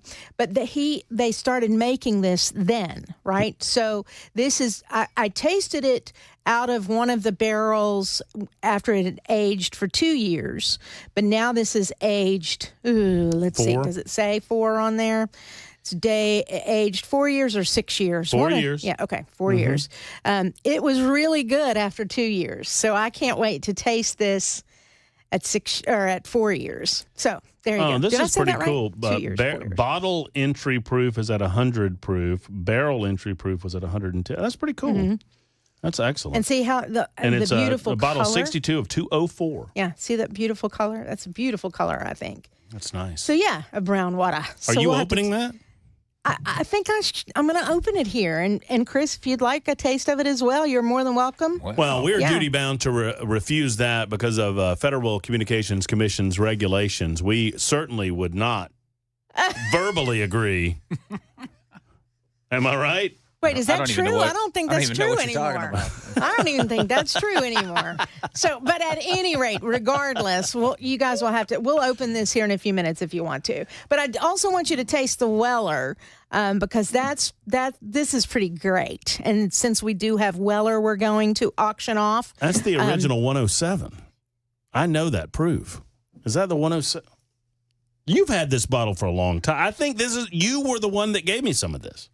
Oh, so you've tasted it already? I think I'm not admitting to that if that's going to preclude me from tasting it again. I'll allow you to taste it once again. Because, again, we'll have Weller there to auction off. Freedom and Whiskey obviously will be at the Bourbon Bash. Right. So they'll have bottles there that people can taste. And it does not, listen, if you are a bourbon person or a whiskey person, it obviously helps for you to be that person to be at the Bourbon Bash. But you don't have to be strictly involved in that type of alcohol to enjoy yourself. A lot of entertainment, a lot of food, a lot of fun and fellowship. Is stellar. Yeah. The food is fantastic. Catering by Suzette. And then we do have a bar there that will offer you, like if you're more of a vodka person, if you're the designated driver, we have non-alcoholic drinks as well. We do have access, obviously, to Uber. So, and it's just, and music by the Tim Shelton Syndicate. They're fantastic. They do bluegrass like nobody's business. I really enjoy them. So anyway, it's a great time. I just hit that microphone. I apologize. First day in the business. It's a great time. So come on out. BourbonBashTix.com. Karen says it's Pamela. Yay. From the super text line. Let me see. Brian writes in and says, tell Pamela she's a red hot goddess. A redhead goddess. Red hot too, sure. Hot head. Sure. And right, then thanks. 2213 says, go Vols, Pamela. Why? I thought this was a friendly environment. And you got to bring that up, I'm do just ya? reading the things. All right, let me say this about that. Alabama. Hold up. Tell me in a minute. I got to do this. All right. We're going to collect Pamela's thoughts. We're going to get it all buttoned tears. up. And to 1747, we're getting into some news headlines. It is a Friday afternoon at 6:22, and 1747 says, how about some news for the drive home, not bourbon? That is news. Well, the thing is, given the news of the day, I think you might need some bourbon when you get home. Indeed. That would be my humble suggestion. It's 23 after the hour on Super Talk. Did you know you're overpaying for your health and wellness products? With over 20 company-owned brands offering its members vitamins, supplements, wellness, and skincare products, you're able to save up to 70% off retail. Members Nutrition can't change your life, but we can change the way you live.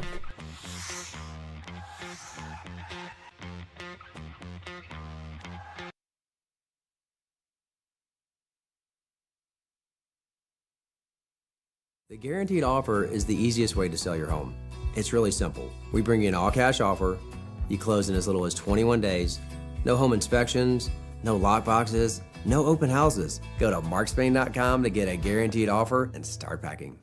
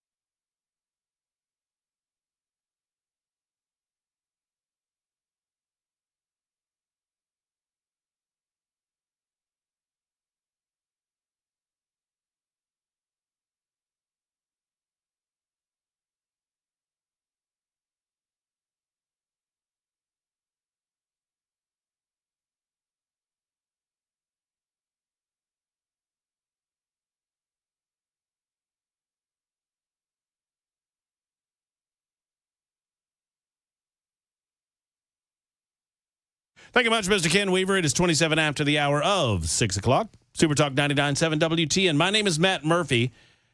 This is The Drive, normally with Brian Wilson. Brian is off today, his 50th high school reunion at some point over the weekend. And nice. Yes. Pretty cool. I have not hit my 50th high school reunion yet. Have you? Well, I'm 51. Yeah. So no. No? You, Chris? I'm about halfway there. Halfway there, yeah. Halfway home from 97 to today. Yeah, that makes a lot of sense. All right. But hey, look, Brian doesn't look a day over, 67? Thereabouts? Right. What? That's a safe bet, I guess. Right? I'm just doing some basic math here in my head. If you would like to get involved in the festivities, you're always welcome. 615-737-9986. I do want to get back to a few news items, and I'm just curious your thoughts because we haven't had a chance to hear you lately. I don't do well being this comfortable, feeling like Donald Trump's going to win. With 11 days to go. Gotcha. I'm not handling that well. Yeah. Because I'm naturally a pessimist, and I can't figure out, and maybe I'm just too blind to see it, or I don't see the forest for the trees. I just can't figure out how she overcomes Pennsylvania. And if he wins Pennsylvania, I feel like he wins the presidency. Right. And if he wins North Carolina, and if he wins Georgia, and if he wins Ohio, what are some of the other places? Michigan, Wisconsin, Arizona, Nevada. And I know some of those U.S. Senate races in some of those states are really, really tight. I feel like the momentum has shifted. If you would have asked me a month ago who wins, I would have bowed my head saying, man, I don't know. This is scaring me. I'm concerned. Today, I feel a lot more hopeful, especially after going on shows like CBS and 60 Minutes and finding out that they had to edit to make it sound decent, and going on with Anderson Cooper, who's a fan of hers. I mean, how could he not be? Well, and the 60 Minutes piece, my takeaway, I'm fascinated that they are so all in on protecting her. If you're 60 Minutes, you got the first one-on-one sit-down. This was before Brett Baer. Yeah. And you had a 45-minute interview that you shrunk down to 21 minutes. And they said, time constraint. What are you talking about, time constraints? Why wouldn't you air the entire interview? You're 60 minutes. Right. Not 21 minutes. 60 minutes. So it makes zero sense why they would doesn't make any wheedle it down except to protect her because she's not making any sense, and they're trying to get her elected. We'll get back to those thoughts in just a moment. Plus, I'm going to sample this. Now this is the Freedom and Whiskey bottle. All right, are we sampling that so we can give a live reaction? I'll wait. You want to wait? Let's wait until after Ken Weaver does his newscast on Super Talk 99.7 WTN.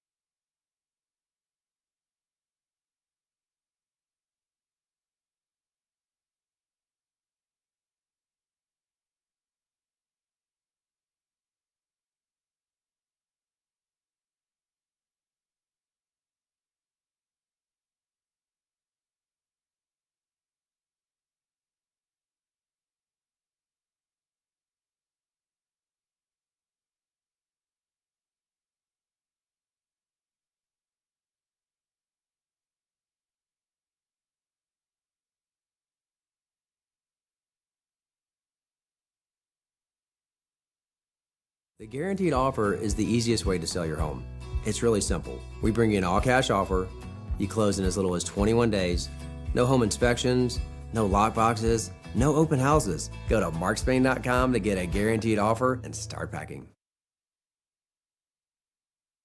Hey, what's up, guys? It's Matt Murphy in the middle of downtown Franklin, Tennessee. We've talked so much about Savory Spice. I thought, why not show you the place? So let's go on in and see what's popping at Savory Spice. As I've always said, you will smell the spices even before you walk in. I can smell them right here in the doorway. Come on in and let's introduce you to the one and only Holly, who is the owner and proprietor of Savory Spice. Say hey, Holly. Hello, everyone. Now, enough about Holly. Let's talk about spicy and easy products like the incredible taco soup, which, as I said, you put this in a crock pot, you put all the ingredients that it tells you to buy right there, you put the spices in, and it's so easy. So if you don't know what you're doing around the kitchen, it's a perfect way to find your way around the kitchen, as is the Mediterranean dill risotto. Now, for the holidays, pumpkin pie spice. What doesn't it have, Holly? Pumpkin. Doesn't have any pumpkin in it. That's a fun fact for all of you kids out there. Now, if you stop by Savory Spice, either in the Franklin location or at L&L Market, you can get yourself a sample of the dill dip, which is my absolute favorite. Just tell them Matt Murphy sent you to Savory Spice with purchase now. So come by Franklin or L&L Market in Nashville and come see Holly and the entire crew at Savory Spice.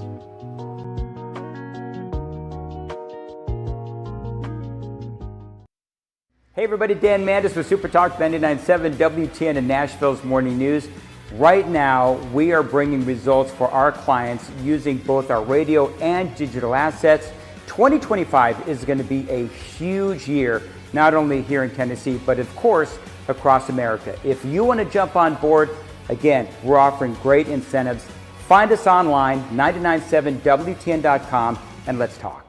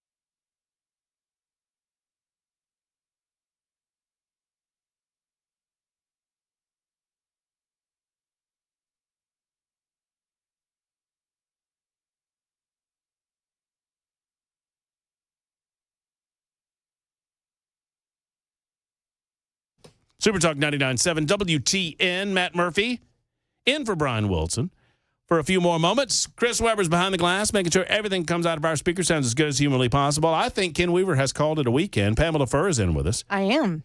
Thank you for having me. We're talking about the Bourbon Bash. We're also talking about news of the day and what's happening in the world, getting her analysis on where she thinks we're going in 11 days. I mean... 11 days. I know, right? Wow. This election feels like, and it really has been. I started the show by saying that it feels like 4 years in the making because it has been 4 years in the making. And the roller coaster ride that we've been on, there was a time, and you know what? A lesser man or a lesser host would pretend like this didn't happen. But I'm going to tell you, 2 years ago, I didn't feel like Donald Trump could overcome the bias against him to convince enough American people that he is the best one to lead the country for the next 4 years. I thought maybe, I'm going to use this phrase and I'll get killed for it, maybe it was time to turn the page. Oh, no. You're like crazy. But I am proud to tell you that Donald Trump has proven me wrong. Yeah. And a lot of that is his singular message, in my mind, Pamela, that America comes first for him, and doubt where he is on so many of these issues and question how he comports himself in public or whatever. But you can't question that he loves this country. He loves the United States of America. He loves this country. Now, for me, 2 years ago, I figured or thought, keep Biden in there. Keep him in there. Let him debate. Keep him in there because we got this. Right. And then when the debate happened and then they got rid of him within days, I'm going, oh no. And when all that momentum happened, I thought, you're getting what you wished for here, and it's a big problem. But again, as I said in the last segment, I think things have shifted, and I think it's because of her. I think because people are realizing she is nothing but word salad. There's no substance there. She doesn't even know who she is. Right. And you see that every single day. They have to get big name stars to help her fill auditoriums, arenas, whatever, for her to even have any momentum. And then when you listen to the things that she says, they don't say anything. It means nothing. I want to share this. I promised that we would, and I want to share this. And I don't know if you've heard it, but her closing argument isn't about her. It isn't about her policies. It's not about what she would do for the future of the country. Toward your point, I don't think she knows. I think she's just kind of a mouthpiece or a figurehead, and she just opens her mouth and gobbledygook comes out. Yeah. But one thing she's made very clear is that she thinks that Donald Trump is a fascist and that she thinks he's like Hitler. And Which they've is gone offensive. It's completely offensive on so many different fronts. First and foremost, this is a guy who, 100 days ago, almost had his head blown off? Yeah. By a radical fanatic that bought into some of this language about him being anti-democratic and never having an election again and all of these things. But for this gets me very emotional. I want y'all to hear this. It's about 1 minute and 40 seconds. Everyone in America should listen to this and absorb what this man's saying. My name is Jerry Wartsky. I'm 94 years old and survivor of Auschwitz and the death marches. Adolf Hitler invaded Poland when I was 9 years old. He murdered my parents and most of our family. I know more about Hitler than Kamala will ever know. He's showing in his 1,000 tattoo. lifetimes. For her to accuse President Trump of being like Hitler is the worst thing I've ever heard in my 75 years living in the United States. I know President Trump, and he would never say this, and Kamala Harris knows this. She owes my parents and everybody else who was murdered by Hitler an apology for repeating this lie. Why should the Jewish people support President Trump? Because he's a mensch. I believe that President Trump is definitely going to be good for Israel because in everything that he's done up to now was in favor. He never double-crossed anyone, and he never showed any weakness. Watching President Trump pray for the hostages at the Ohel and getting to spend time with him so meaningful. He has always stood with the Jewish people and the state of Israel. That is Mr. Wartsky, who's 94 years of age. He obviously has a thick Polish accent because he's originally from Poland. Was 9 years of age, as he said, when Adolf Hitler murdered his family, sent him to Auschwitz, where he stayed until the end of the war. And that's what we're talking about. Yeah. And it is maddening that the mainstream media primarily, and look, I don't know who would buy into this narrative, but some do, sadly, and part of why they do, because the very smart people in New York and Washington, D.C., on mainstream media, non-Fox media, non-Newsmax or Newsnet, they've decided that they don't like Trump. Right. And that they're willing to say anything or do anything, and it hurts people. It hurts people. I don't even have the words to describe how vile it is that they try to call him Hitler or try to equal him to Hitler. I mean, it's just, I'm emotional here. You have to pardon me, but I can't find the words. It's vile. It's disgusting. It's evil. It is evil to even say that. She does owe that man and other men and women like him an apology. And I would encourage you to go over to my Twitter feed, at Matt Murphy Show, or wherever you find it. And you heard the audio. Watch the video. I get emotional. I'm getting more and more emotional as I get older. But when he pulls up he was rolling up his sleeve when he's talking, and he's showing you the tattoo that was forcibly put on his arm by the Nazis. Yeah. And for him to say, I think I know a little bit more about what Hitler did to this world than Kamala Harris ever. It makes me cry. Yeah. It makes me tear up and cry because he does. That's real. That's real. That's life. That is real life for him. And the media ought to be ashamed, and the Harris to even repeat it. Right. To even right. And when the reporters were there, when she made her little announcement, if you will, or her statement on all of this, they should have gone after her hard. Yes. How dare you? Even at the press conferences that they do at the White House, does the President of the United States, does Joe Biden agree with her? And if so, how do you say that to the Jewish people and to the people like this man who lived it? How do you even say those things? I was having a conversation with Congressman John Rose earlier today, and I won't get into the intimate details because I didn't ask him if I could. But we were having a very in-depth discussion about the Jewish population and wondering if we're seeing before our eyes a shift in terms of that voting bloc. And you're seeing it in a lot of different identity groups. And it's a byproduct of campaigning and attempting to govern this way, where you govern with these identity groups, where invariably, if you're placing one identity group in more prominence than another, that you're going to pit them eventually against one another. Yeah. And the Democrats, because they don't have any core convictions, they have no idea where they are on Israel. Yeah. And they can't figure it out because they're so petrified of Michigan and the Muslim population. And they think that they got the Jewish population in the bag. They've always had them. And I think the Jewish population is going to break strong against them. Yeah, especially after this. Especially after this. I've seen, in fact, in Twitter feeds and whatnot, or X feeds, some Jewish folks who have said, we are Democrats, but after this, we are so offended by this, there's no way we can vote for her and for Waltz, for crying out loud.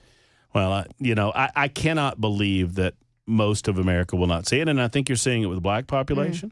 I think you're seeing it with the Hispanic population. Yeah, absolutely. I mean, because these are people that wonder, okay, are we going to put the interest of individuals that are doing illegal things and getting here illegally, and they may be bad people, they may be fine people, but they did it the wrong way, we did it the right way, and they're going to put their interest ahead of our interest? Does that make any sense? Does it make any sense that North Carolina would consider, I mean, you know of the devastation, that happened over there because that's your home state. Yeah, Yeah.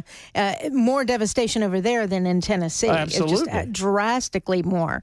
And yet they do, from a standpoint of Kamala, Waltz, and even a Democrat governor in North Carolina, it's been disastrous when you're looking to how the government's responding to just people, to poor people who are there needing somebody to help them. Man, oh man. 11 days, guys. 11 days. 2 more weekends. 2 more weekends. Now, back to the more important thing. Yeah. 2 things. We got 2 minutes to go. Yeah. I'm going to spend 1 minute on the Bourbon Bash. All right. The other minute, I want to ask you, what's going on with Alabama again now? Is everything okay over there? Is everything okay? I mean, there's Weber. He's a Georgia boy. Yeah, Matt Murphy, good Georgia boy. You whooped up on us. You know what? It would have been better, and back me up here, Chris. Would have been better just to take your whooping from Georgia. Oh, yeah. And then win the rest. And then, well, I mean, you know. I think you would have beaten Vanderbilt had you just let Georgia Just let you have that take win. your And just let us have the win, and you would have taken care of Tennessee. We're rebuilding, boys. We're rebuilding. You know, I mean, the GOAT is gone.